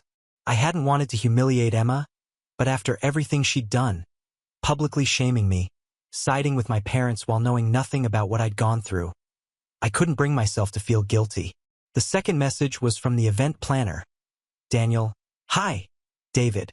Following up, I received confirmation this morning that the remaining balance on the wedding was paid not under your name, but from a new account in your father's. I've also updated our records to remove your name entirely from all contracts." That was the first real victory, proof that they had finally been forced to take full responsibility. But the biggest blow came later that afternoon in the form of a phone call from my lawyer. "David," he said, his tone almost cheerful, "I just got word that your father's business partner formally withdrew from a joint project they were running. Apparently, he was at the wedding and saw the documentation you shared. He doesn't want to risk being associated with anyone under investigation for fraud." I blinked. "Under investigation?" "Yes," he said. "I took the liberty of forwarding the forged contract and the bank report to the district attorney's office just as we discussed as an option. They've opened a preliminary inquiry. It doesn't mean charges yet, but it's enough to put significant pressure on your father to make this right quickly." I hung up the phone and sat back, letting the news wash over me. My parents had tried to intimidate me with legal threats, and now it was them staring down the possibility of real legal consequences. By that evening, my relatives started calling one by one, most of them apologizing. My aunt, who had told me to just send the money, actually cried on the phone. "I didn't know, David," she said. "I believed what they told me. I'm so sorry I didn't check on you after you were in the hospital. I should have been there." Even my cousins, the ones who usually stayed out of family drama, texted me saying they supported me and that what I did at the wedding was legendary. Apparently, people were already calling it the night the family secrets came out. And then came the message I had been waiting for from my mom. It was short, almost desperate. "David, please call me. We need to talk." For a moment, I just stared at it. Weeks ago, I might have jumped at the chance, but now I wasn't sure what there was left to say. Still, something in me wanted closure. So I called. She answered on the first ring, her voice trembling. "David, we never meant for things to go this far. Your father is, well, he's very upset. People are talking and we can't even go to the store without someone asking questions. Emma isn't speaking to us. We just wanted to give her a nice wedding." "You forged my name," I said quietly. "You stole from me. You lied about me to the entire family, and now you're worried about what people are saying about you." There was a long pause. Then she whispered, "We don't know what to do anymore." "You stop," I said. "You stop lying. You stop using me. You stop pretending this was ever about family. And you fix what you broke. Every cent you took, every rumor you spread, every contract you signed with my name on it." "And if we do?" she asked, almost pleading. "Then maybe," I said, "you can start earning back my trust, but that's going to take a long time. And this time it's going to be on my terms." She started crying softly on the other end. I didn't hang up immediately, but I didn't comfort her either. When she finally said goodbye, her voice was small, like she knew this was the first time I wasn't going to bend. Over the next few weeks, things changed quickly. The money they had taken was repaid in full. The legal threats disappeared. My lawyer even confirmed that my dad signed a formal agreement releasing me from any future family obligations. Emma posted one last bitter message online, something about losing a brother, but it didn't get the sympathy she was hoping for. By then, most people knew the truth. The comments were full of people telling her she was lucky I hadn't pressed charges. For the first time in years, I felt like my life was mine again. And then came the final moment, the one that made everything worth it. I ran into one of my dad's former business partners at a coffee shop. He recognized me, came over and said, "I was at that wedding. What you did, it took guts. Most people would have stayed quiet." I nodded, not sure what to say. He smiled. "Your parents underestimated you. They thought you'd stay the quiet, dependable son forever. But you showed everyone that you won't be controlled. That's not something they'll forget anytime soon." As I walked out of that coffee shop, the late afternoon sun warm on my face, I felt something I hadn't felt in months, maybe years. Peace. I wasn't angry anymore. I wasn't hurt. I was just done. Done being the fixer. Done being the scapegoat. Done being the son who always said yes no matter what it cost him. And as I unlocked my car, I caught myself smiling. Not because I'd won, but because I had finally truly walked away. I glanced back at the coffee shop window and saw my reflection. Calm, steady, and free. And I thought, this is who I was meant to be all along. And for the first time since this whole nightmare began, I drove home with the windows down, the wind in my hair, and not a single ounce of guilt in my chest. Because the truth was out, the damage was done, and this time I wasn't the one left picking up the pieces.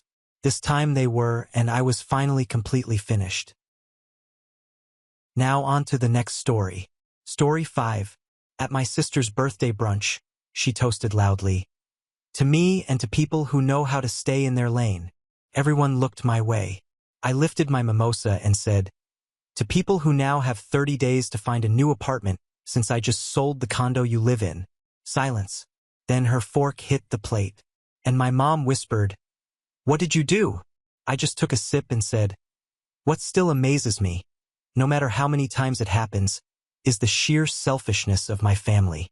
Like, not the small kind where someone eats your leftovers or forgets your birthday. I mean, the kind where people will take whatever they want from you, smile while doing it, and then act offended when you finally say no. I used to think maybe it was just bad communication, or that I was too sensitive. But this brunch ended any doubt I had. Claire's birthday brunch. That's where it all cracked open. I showed up already drained, knowing this wasn't going to go well. Claire had insisted on hosting it at our mom's house for ambience, which really just meant free alcohol and someone else to clean up. She was wearing all white like she was getting married, and she was already a few glasses deep by the time I arrived. The moment I walked in, I could tell something was off. Claire had that smirking confidence she gets when she thinks she's about to win something.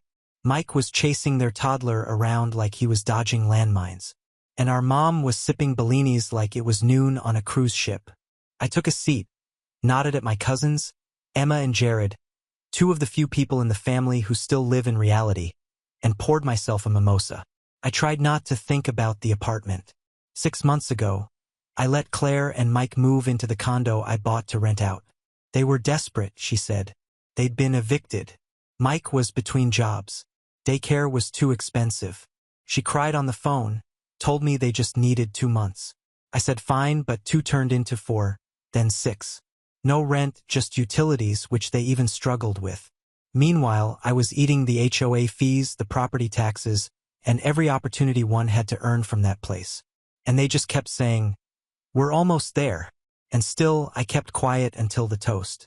Claire stood up, glass in hand, swaying a little. Everyone quieted down. She smiled at the room and said, "To me and to people who know how to stay in their lane." Then she looked directly at me. Everyone else looked too. Even the kids stopped babbling. Couldn't believe it. I'd let her live in my condo rent-free for half a year, and she had the nerve to throw shade at me during her toast. So, I lifted my mimosa. "To people who now have 30 days to find a new apartment since I just sold the condo you live in." The silence was so loud it was almost funny.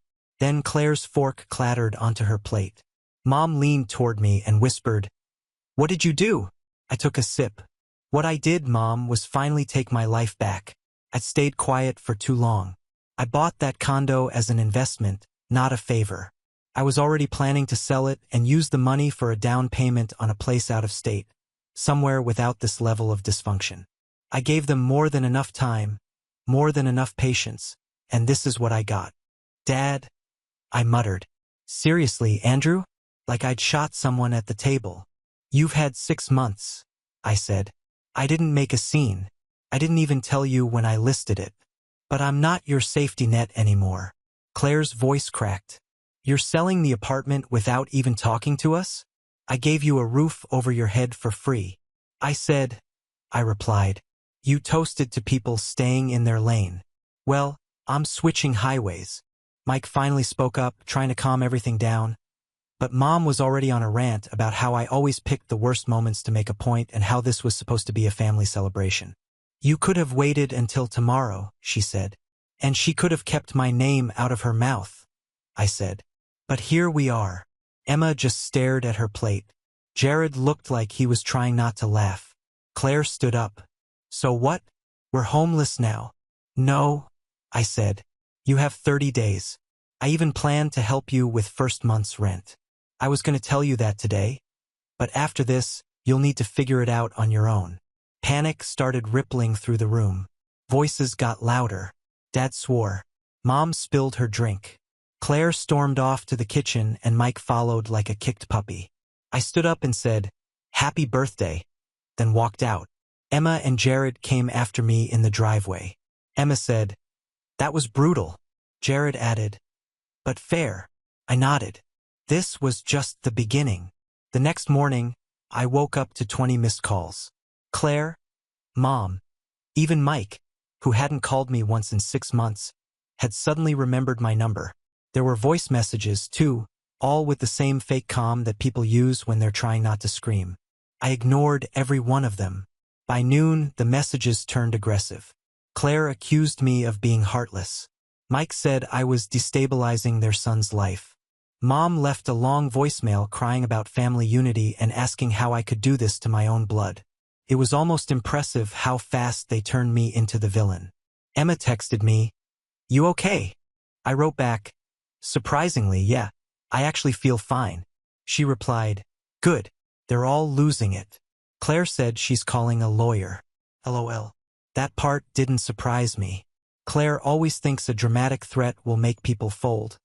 But there's nothing illegal about selling your own property.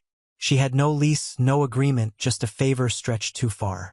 By day 3, they were showing up. First, Mike came to my office. He looked like he hadn't slept. And instead of starting with anything close to an apology, he opened with, "You blindsided us."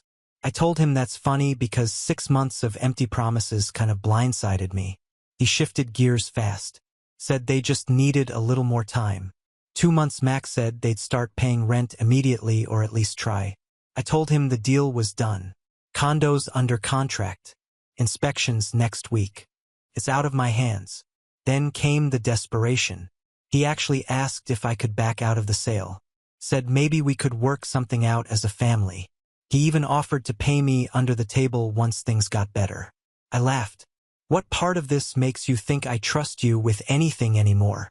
He left after that, muttering something about me letting money change me, as if I hadn't been carrying them on my back for half a year.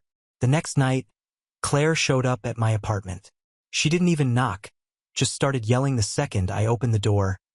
"How could you humiliate me like that in front of everyone?" "You humiliated yourself," I said.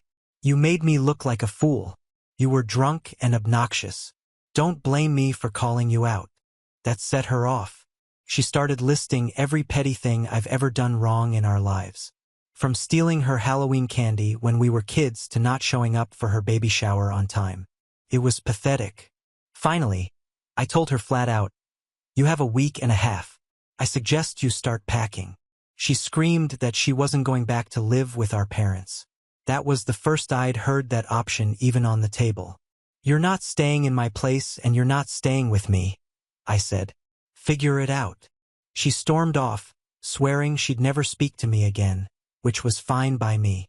Later that night, Mom called. Drunk. I could tell by the way she kept repeating herself. She said things like, "You don't do this to your own sister," and, "If your father were sober enough to talk, he'd tell you the same." Then she slipped up and said what I think she really meant. "You think you're better than us because you've got your little job and your money and your rental properties. But don't forget who changed your diapers." I hung up because that's the thing. They always talk about family when they need something. But when I need space or respect or even a basic thank you, it's radio silence. Emma and Jared invited me out the next day. We got drinks, didn't talk about the family drama much, just laughed, caught up, reminded each other we weren't crazy, but I knew it wasn't over. Claire wasn't going to go quietly, and I was ready for whatever came next. By the fourth day, I started getting texts from unknown numbers. One was from Mike's brother, who I hadn't spoken to in years. It just said, "Man, really messed up what you did to Claire and the kid.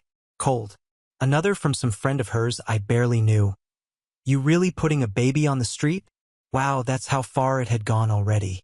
Claire was out there spinning the story, playing the victim like she'd been blindsided by a greedy landlord cousin who suddenly flipped on his own family.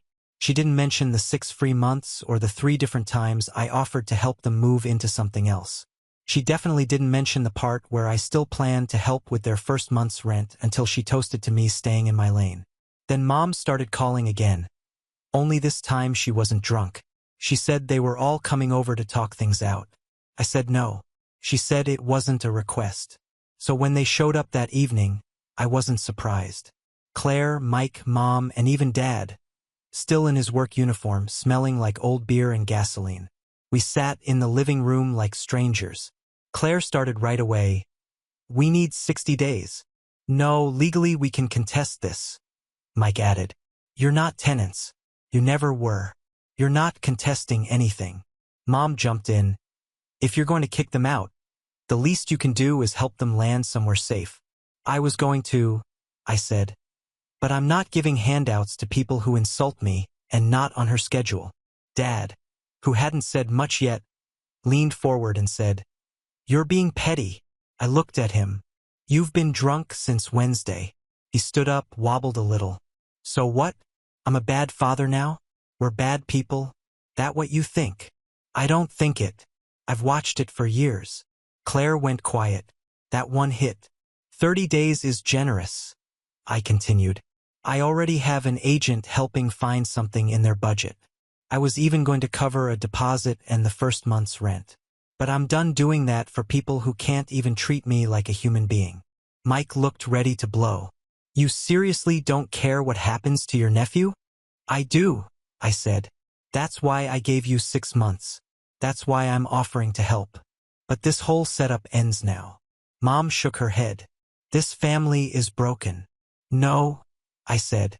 "It's just not bending around you anymore." They left in a storm of mumbled curses and slamming doors. The next morning, I got an email from a rental agency saying Mike had applied for a place with me listed as a reference. I called them immediately and told the truth. He was a family member living rent-free with no payment history. The agent sounded surprised but thanked me for the honesty. That afternoon, Claire called and screamed into the phone, accusing me of sabotaging them. "You told the truth," she yelled. "Try it sometime," I said. Then I hung up. I called Emma later. She said Claire was spiraling, talking about going to live with Mom and Dad just for a few weeks. "That'll go well," Emma said. "I'll give them 10 days before someone ends up on the lawn." We laughed for a second.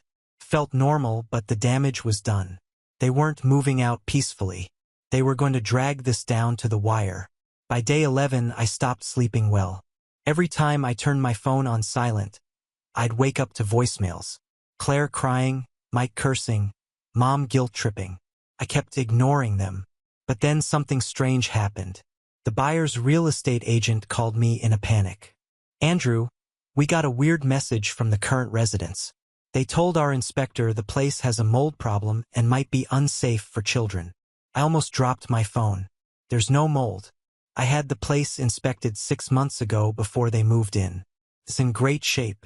Claire and Mike were trying to sabotage the sale. I called her immediately. She picked up sounding like she was waiting for it. "You told the inspector there's mold." She didn't even deny it. "We were just being honest. It's not healthy for kids." I said, "If there was mold, why didn't you mention it in the past 6 months or ask me to fix it?" Silence.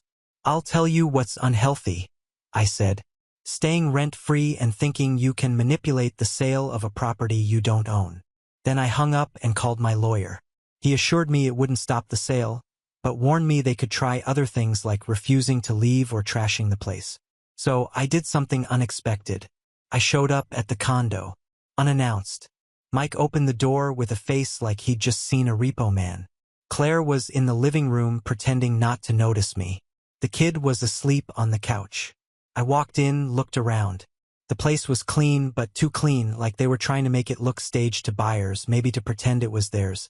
I need to walk through for the final inspection, I said. It's happening in 3 days. I suggest you start packing. Mike tried to block me from walking into the second bedroom. You don't live here, he said. No, but I own here. I pushed past him and saw something that made me stop. Claire had started painting the walls. Beige? Terrible. Splotchy beige. One wall was half finished. The other was still wet. You painting my walls? I asked. We were just trying to freshen it up, Claire called out. I took a photo. You know that's vandalism, right? You don't have my permission. This isn't your apartment. Mike looked panicked. We were going to paint it back before we left. I'm sure you were. I walked out and texted the buyer's agent the photo with a quick note. They're painting without permission. I'll handle it. Then I sent Claire and Mike a formal 7-day vacate notice, even though the 30-day notice was already in place. That night, Jared sent me a screenshot. Claire had posted a photo on Facebook of her standing in the apartment with the caption, "When your own brother sells your home out from under you, broke a heart." The comments were full of sympathy. People who had no clue. People saying, "You deserve better, and how could he do that to a child?" I didn't respond, but I saved every comment because now it wasn't just manipulation. It was public lies. Then came the last twist. Emma called me in a whisper. You're not going to believe this. Mom told them they could move in. Like, move into her house. I laughed. They are. Sunday, she added. Seriously? Yeah. And she's acting like she's the hero rescuing them from your cruelty. Of course. I hung up and sat with it for a minute. They were finally leaving. I should have felt relieved, but all I could think about was what they were planning next. They left on a Sunday afternoon. Quietly, without drama. No final confrontation. No screaming match. Just a cold, distant goodbye. I didn't even witness it. I found out from Emma, who texted me, "They're out." Finally. The key was left at the front desk of my building. No note, no thank you, not even a text. 6 months rent-free, 6 months of broken promises, and now nothing. I drove to the condo that night. I half expected to find it trashed out of spite. They tried everything else. Painting the walls without permission, lying about mold to the buyer, dragging my name through Facebook like I was some kind of villain. But the place was intact, mostly. They'd taken everything that mattered to them, TV, furniture, clothes, but left all the inconvenient stuff. A broken crib leaning against the wall. A toddler's sock collection scattered like confetti in the closet. A stained rug rolled up and shoved into the second bedroom. Claire's favorite mug, best mom ever, was chipped and still sitting on the counter. They also left a half-full trash bag, a sticky fridge full of expired yogurt and takeout containers, and an open box of granola bars on the floor like the apocalypse came and no one cleaned up. I found a toddler's drawing taped to the bathroom mirror, stick figures with "family" written across the top in shaky purple marker. It hit me harder than I expected. Not because I missed them, but because of how much I had let this get to me. How much space they'd taken up in my mind, my time, my money. I bought this place as an investment, something for my future. They turned it into a burden and made me feel guilty for wanting it back. No more. The buyer's agent came the next morning. She glanced around and said, "Honestly, I expected worse after everything you described." I told her they'd already done their damage, just not to the walls. The inspection passed without issue. Sale closed that Friday. I signed the last document and within hours the wire hit my account. More money than I'd ever seen in one place. It should have felt amazing. Instead, I sat at my kitchen table and stared at it, thinking, why does this feel more like relief than victory? That same day, I got a call from Mom. I knew I shouldn't answer, but I did. Her voice was tight and sharp. They came here with nothing. We had to buy groceries. The babies screaming all night and Mike sleeping on the floor. You told them they could stay. I said you forced them here. Where else were they supposed to go? They had 6 months to figure that out. I gave them time, warnings, and offers. They ignored all of them. Then she dropped the real reason for her call. Claire's talking about pulling the kid out of daycare. Says they can't afford it now. She says you won't help anymore. I won't. She's your sister and I was her landlord. Her very generous, very patient landlord. I stopped being her ATM the moment she stood up at brunch and toasted to me staying in my lane. She was drunk. She was honest. Silence. Then she hung up. That night, Jared messaged me. FYI, you're officially the villain. Family meetings are half about what you did and half about what you owe everyone. I replied, let them build a statue. I'm moving next week. And I did. Put an offer on a place in a smaller city 3 states away. Quiet neighborhood, no family nearby, and a park 2 blocks down. My offer was accepted within 24 hours. I didn't throw a goodbye party. Didn't send out a change of address card. Just started packing. The night before the move, I sat alone in my apartment with a beer, looking around the empty walls. 6 months ago, I let my sister in, thinking it would help her get back on her feet. All it did was remind me that some people don't want stability. They want someone else to carry the weight while they pretend they're standing tall. The truth is, Claire and Mike weren't ungrateful just once. They were ungrateful every single day they stayed in that condo and never once said thank you. So no, I wasn't sad to leave. I was just done. I moved out on a Thursday morning, loaded my car with what I needed, and had the rest sent ahead by a moving company. No goodbyes, no last visits. I didn't tell anyone the address. Not Mom, not Claire, not even Jared. Only Emma knew. She helped me find the realtor. She earned it. The drive felt like exhaling for the first time in years. No more surprise visits. No more calls about just needing a little help. No more watching my sister play the victim while draining everyone around her.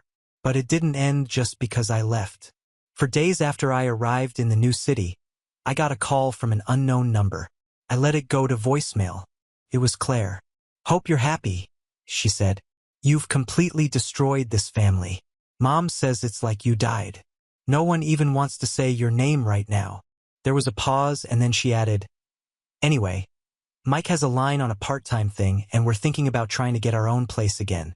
Don't worry, we're not asking you for anything. We know better now. She hung up. I didn't call back. A week later, Emma texted me. Mom's exhausted. Claire's still there. Mike's job fell through. They're sleeping in the living room. Dad's drinking more. How long before they ask for money again? I asked. Claire won't. She's too proud. Mom might. Give it a month. 2 weeks passed. Then came the group message. A family chat that hadn't been used in over a year suddenly lit up again with a photo of my nephew at a park. Claire sent it. Look who's doing great despite all the drama. Jared responded with a thumbs up. Emma didn't say anything. Then Mom wrote, would be nice if everyone could put the past behind us. And I knew exactly what that meant. She wanted me to come crawling back. Pretend the last 6 months hadn't happened. Pretend the brunch never happened. Pretend the lies, the manipulation, the painting of my walls without permission, the mold story. All of it could be swept under the rug for the sake of family. So I said nothing. 2 days later, Emma called. You're not crazy, she said. They want you back in their orbit because without you they're stuck with each other and it's miserable. I'm not going back. I know. Just wanted to remind you you did the right thing. Now it's been a month. I walk to the park in the mornings. Make coffee without interruptions. No banging on my door. No late-night voicemails. And yet every now and then I check my phone, half expecting another guilt trip. They're probably still talking about me. Still blaming. Still waiting for me to come home and fix things. But I'm not going back. Not because I don't care, but because I finally do about myself. The update. It's been just over 3 months since I left. Emma came to visit last weekend. First time anyone from the family has seen my new place. She brought a housewarming gift and said, I still can't believe you actually did it. We sat on the balcony and talked. She said Claire and Mike are still at mom's, still fighting. Mike's been through 2 job interviews, no offers. Claire started a side hustle selling handmade toddler clothes online. She's posting those vague quotes now, Emma said, laughing. Like, sometimes God removes people from your life to protect your peace. I think I'm the people. I said, Mom's health isn't great. Stress mostly. Emma said she won't admit it, but she's overwhelmed. She started calling Jared at night just to vent. And yet, no one's apologized. Not once. Not a call. Not a text. Not a message that says, hey, maybe we messed up, too. Just silence and the occasional Facebook post aimed at me through passive-aggressive quotes. Meanwhile, I sleep better. My new neighbors are quiet. I joined a local gym.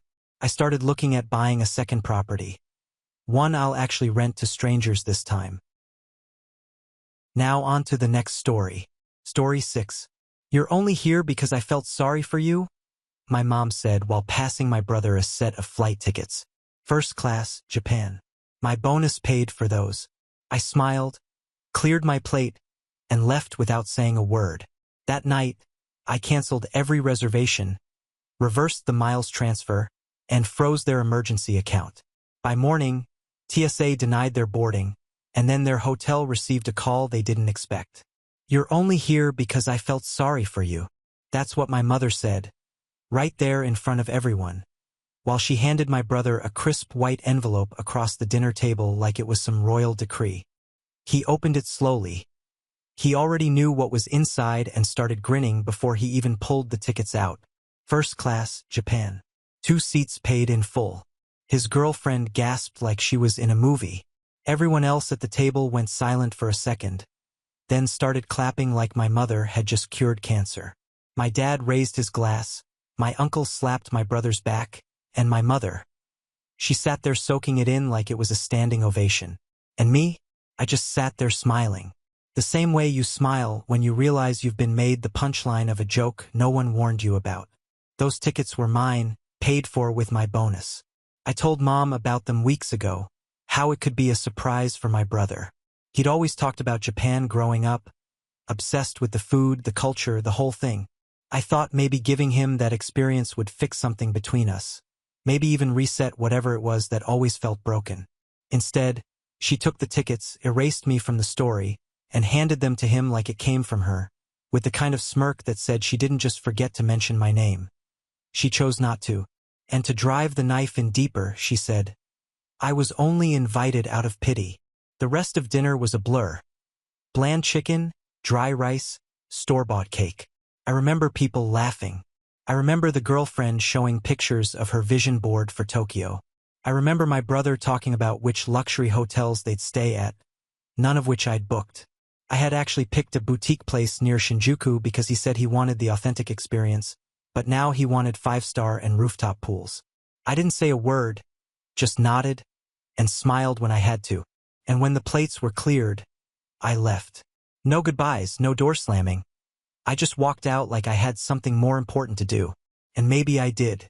At home, I poured a glass of wine and opened my laptop, logged into the airline account, canceled the tickets, reversed the mileage transfer, and froze the emergency card they used whenever the bank account ran dry. Then I logged into the hotel site, canceled the reservation, and called the front desk directly. I told them to expect a no-show and told them not to hold the room. I didn't feel anger. I didn't even feel satisfaction, just a kind of calm like the last domino had finally tipped over. The next morning, I made coffee and sat by the window, watched the street below. The sun was just coming up when the first call came through. My brother ignored, then his girlfriend, then my mom, then back to my brother, then my dad, then all of them again. I didn't answer a single one. At 8:22 a.m., they hit the airport. The airline told them the tickets were void. My name had been on the booking, not hers. No backup credit card, no reward miles, no cash to cover new tickets. They stood there at the counter confused, then angry, then quiet, and then came the hotel. My mother called them, still confident, still thinking her credit with the universe hadn't run out. But the hotel had no record of the reservation. No explanation, no apology, just a polite goodbye. By noon, they were back home. No calls, no texts. Not because they weren't furious, but because they still believed I'd come crawling back, that I'd fix it. That I always fixed it. They had no idea that I hadn't even started yet. They didn't call that night. No texts. No passive-aggressive voicemails. No cold silence disguised as punishment. Just complete radio silence. It would have been unsettling if I didn't already know what they were doing. Waiting me out. They thought I'd feel guilty. Thought I'd show up with a sad look and a new set of tickets. That I'd apologize like I always did. Like I was supposed to. Instead, I slept in, woke up late, made pancakes, and posted a photo on Instagram with some sarcastic caption about self-care Sundays. I knew my brother would see it. He followed me on everything. He wouldn't unfollow, that would make it obvious he was upset. Around 4 p.m. I got a text. Just one word. Why? I didn't answer. At 7:11 p.m., they showed up at my apartment. I live in a building with a locked front entrance, but someone must have held the door open. I heard the knock and already knew who it was. I opened the door and saw all three of them. My brother, my mother, and his girlfriend, who looked more embarrassed than angry. She clearly didn't sign up for this kind of family drama. My mother didn't even say hello. She walked right in like she owned the place. My brother followed, quiet, hands in his pockets. His girlfriend hovered in the hallway for a moment before stepping inside too. "Why would you do that?" my mother finally asked. I didn't say anything at first. Just let the question sit in the air. Then I asked her one back, "Why did you tell everyone it was your gift?" She didn't answer. I could have launched into a speech, laid out the years of being the backup son, the one who fixed everything, paid for everything, and still somehow was always the one they were doing a favor by including. I could have yelled, accused, demanded an apology, but I didn't. Instead, I looked at my brother and said, "You want to know the truth?" He nodded. "I'm not rich," I said. "I'm not even doing that well. I don't have a startup. I'm not investing. I'm not anything. I'm a driver. I drive this guy around. A blogger. He's the one with the money. I just work for him. That bonus? That was a tip, a one-time thing. I spent it all on those tickets and the hotel and your trip. And I let Mom take the credit because I thought, I don't even know what I thought." The silence that followed was almost comical. My mother blinked like she'd misheard me. My brother opened his mouth, then closed it. His girlfriend looked at him, not me. "You lied," my mother finally said. "No, you assumed. And I didn't correct you because I knew you wouldn't like the real story." She didn't argue. None of them did. They left soon after. My mother didn't even say goodbye. My brother gave me a strange look, somewhere between guilt and pity. His girlfriend mumbled something polite. But the next day, everything shifted. That afternoon, my parents showed up again. This time without my brother. They brought food like it was a peace offering. My dad, who barely ever spoke to me unless he needed something fixed around the house, sat down and started chatting like we were best friends. Then the conversation took a turn. They started complaining about my brother, about how he was selfish, irresponsible, arrogant, about how he had changed, about how he didn't appreciate what they did for him, how they were disappointed, how I was the real family, the reliable one, how they were glad I told the truth because now they knew who they could count on. I just nodded, smiled when I had to, and when they asked if I could help cover some of their expenses next month, I said no. Not because I couldn't, but because I didn't want to. That's when the real drama began. The shift was fast, almost impressive. One week I was invisible, a spare part in the family engine. The next, I was the favorite son, the trusted one, the adult. My parents started texting me updates about bills, about errands, about the small things they used to tell my brother. My dad even asked if I could help him set up online banking. It was laughable. I said no to everything, politely, calmly. No explanations, just no. They didn't push. Not at first. I think they believed it was a phase. That I was being petty. That if they kept buttering me up, I'd fold. But then things started to unravel. I got a call from my aunt on my dad's side. We talked maybe once every 3 months. So her name flashing on my screen meant something was up. She started by asking if everything was okay between me and my brother. Said she heard from my mom that he'd been distant, and she just wanted to understand. I didn't say much, just told her to talk to them. An hour later, my cousin texted me, "Your mom just called my mom crying. What the hell is going on over there?" That's when I knew they were spinning it, telling people my brother had changed, that he was cold, that he'd become selfish, painting themselves as heartbroken, confused parents who just didn't understand what they did wrong. And then 2 days later, my brother called. He didn't ask about Japan. He didn't bring up the hotel or the canceled flights. He didn't even mention our last conversation. He just asked if I could meet for lunch. I said yes. We met at a quiet place downtown. He looked tired, not just hung over or sleep deprived, really tired, like something had been pressing down on him for a while. He didn't waste time. "Can I ask you something honestly?" "Sure." "Did you tell them about the money?" I blinked. "What money?" "The loan." I hadn't. Turns out, 6 months ago, he borrowed a sizable chunk from our parents. Said it was for a business opportunity, a freelance gig with big potential. My parents, in their usual style, gave it to him without a contract, without details. They bragged about it to relatives, how they were supporting their son's future, how he was going to make it. He wasn't. The gig fell through. He couldn't pay it back. And now, after the Tokyo mess and the drama they were still trying to spin, they'd started threatening him, calling daily, demanding repayment, telling relatives he was a thief, a liar. He looked ashamed when he said it, like he wanted to defend himself but couldn't. "I didn't think they'd turn on me this fast," he said. "They said you were the one who told them I was a failure." "I didn't," I said. "I know, but they're telling everyone you did." It was a surreal moment. Me sitting across from the golden child, watching him unravel. I should have felt smug, vindicated. I didn't. I just felt tired. "They're trying to make us hate each other," he said. "They don't have to try very hard." He looked at me for a long time. Then he nodded like he agreed, but didn't want to admit it. "I'm going to fix it," he said. "Okay." But I didn't believe him, and I don't think he believed himself either. 3 days later, our mother showed up at my door again, alone this time. Said she needed to talk. Said it was serious. "You need to help him," she said. "He's going to ruin us." I just stood there. "We gave him everything," she said. "And now he's turned on us. He's making us look like fools. People are talking. So do something. Help. You always do." I smiled. "I don't want to." She looked stunned, like no one had ever said that to her before, like I'd broken some unwritten rule. That was the last time she came over. After that, everything exploded. It started with a Facebook post. My cousin Rachel, the kind who always thinks family business is her business, posted a passive-aggressive quote about people who betray those who raised them. The comments were worse.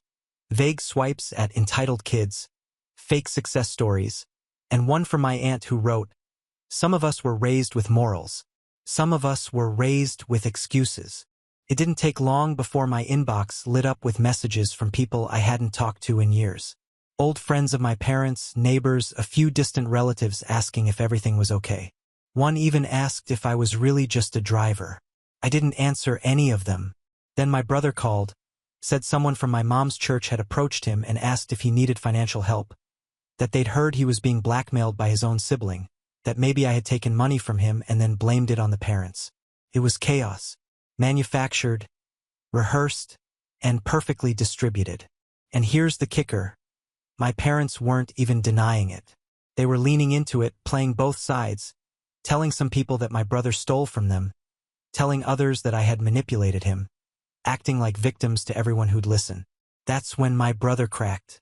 He showed up at my apartment one night, not angry, just done, like he had finally hit the point I had reached months ago. "I told them I wasn't paying them back," he said. "I told them to leave me alone, that if they wanted to go public with this, I'd go louder." I believed him because I could hear it in his voice. He wasn't scared anymore. He was just sick of pretending. And then he told me the part that really flipped everything. "They're broke." I stared at him. "They've been broke for a while. Credit cards maxed. Home equity drained. Dad's pension is basically nothing. That loan? That wasn't savings. That was money they pulled from a line of credit. They were hoping I'd make something of it. Now they're blaming me for sinking the ship. It hit me like a punch. All those years of them acting like they were above struggle. Judging me for my job. Judging him for not living up to their vision. And they were underwater the whole time.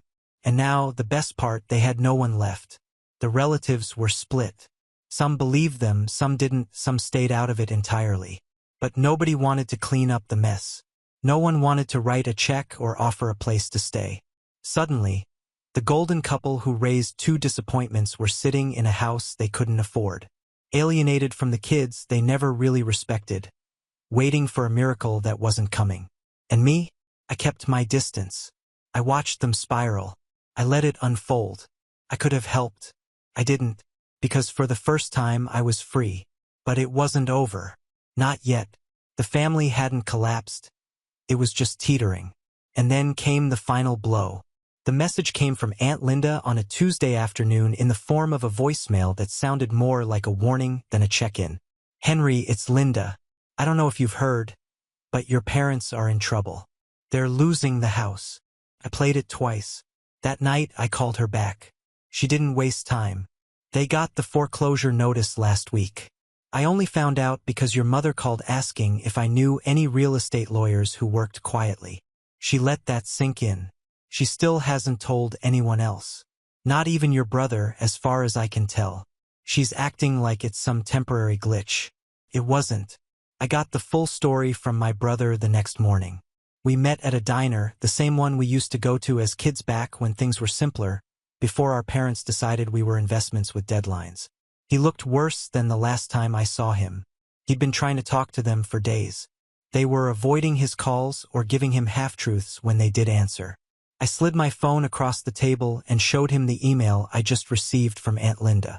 She had sent over a copy of the foreclosure notice. The numbers were worse than either of us expected.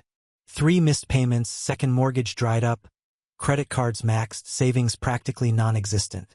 They hadn't just made a few bad decisions. They'd burned everything. "I thought they had money," he muttered. "Mom always said they were fine. She told me they had retirement investments." "They lied," I said again. That sat between us like a brick. "I think they've been broke for years," I said after a while. "They just got good at hiding it. They weren't trying to fix anything anymore. They were too deep in it.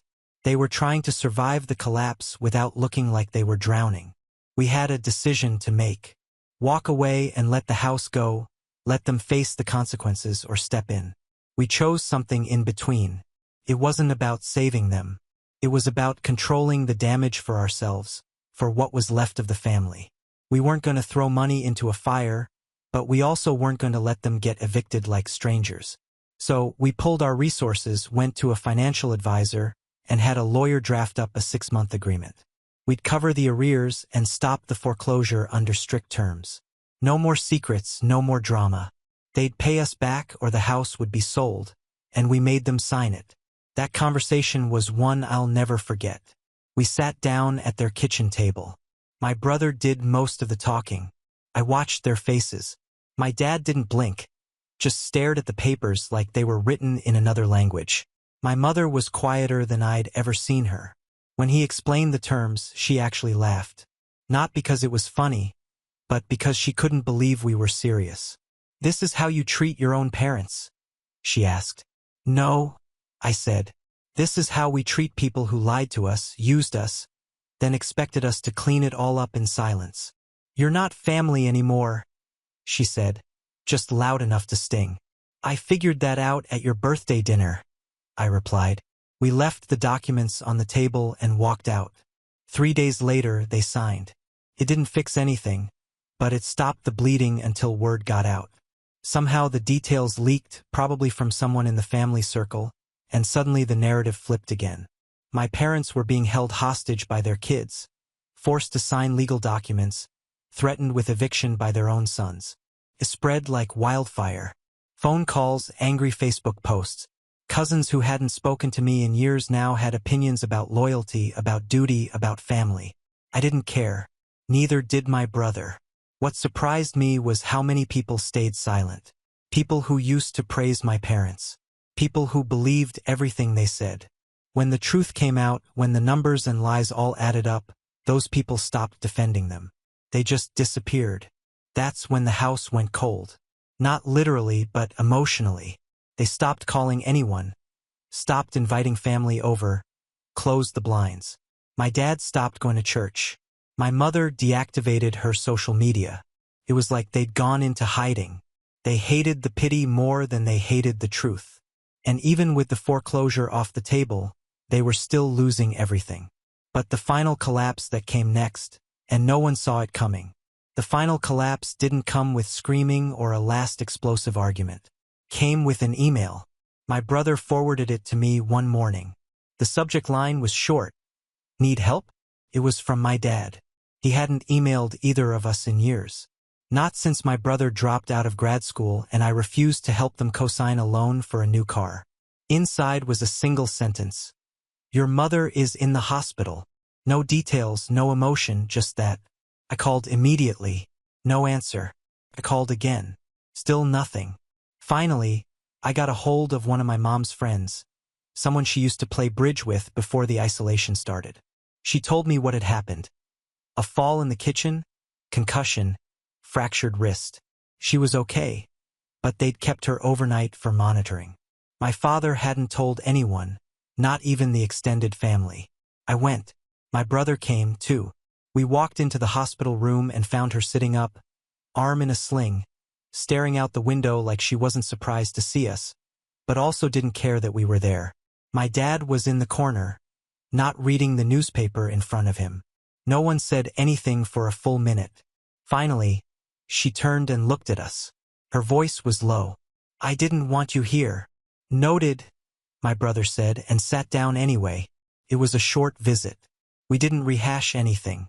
Didn't mention the house or the loans or the signed agreement still sitting in a folder at the lawyer's office. We talked about the injury, about discharge dates, about the basics. When we left, my dad walked us to the parking lot. She's not well, he said. Not just this. Everything. It's been building. We nodded. I didn't know what to do anymore.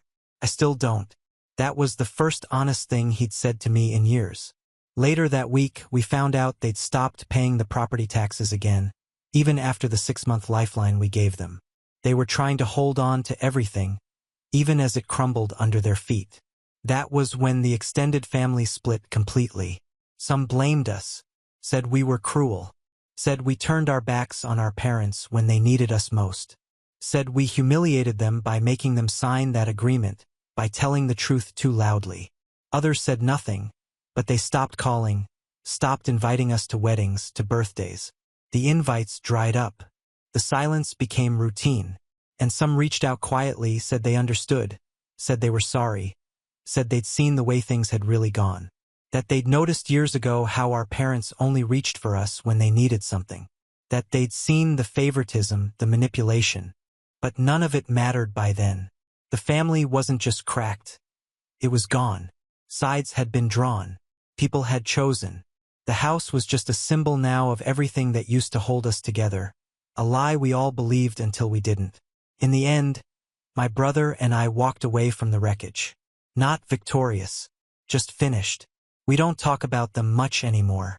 Not because it hurts, but because there's nothing left to say. And sometimes that's how you know a story is truly over. When even the anger gets tired. The update. A year passed quietly. There was no dramatic reunion, no holiday truce, no sudden apology, just space. My parents sold the house in the spring below market. Quiet sale through a friend of a friend. They moved into a smaller place, an old duplex 2 towns over. No one was told. I found out from the realtor who helped list it, a guy I used to know from high school. He said they looked tired, not angry, not broken, just tired. My brother's doing better. He started freelancing again. Real jobs this time. Design work. Built a decent client list. We talk once or twice a week. Not like best friends, more like veterans. People who survived the same storm and walked out different. My mom hasn't called. Neither has my dad. Every now and then, I hear a whisper. Someone at a wedding, a family friend in a grocery store passing along that they asked about me. That's all it ever is. a breadcrumb that leads nowhere. And me? I'm still driving. Not forever. Just for now, saving more. Speaking less, not out of spite, just because peace makes a lot of noise when you're not used to it. Some stories don't need a twist ending. Some just end. And you walk away because you finally can. We have reached the end. If you enjoyed this video, please be sure to like and subscribe to the channel for more videos like this, and give us your thoughts about the stories in the comment section. Thank you and see you in the next video.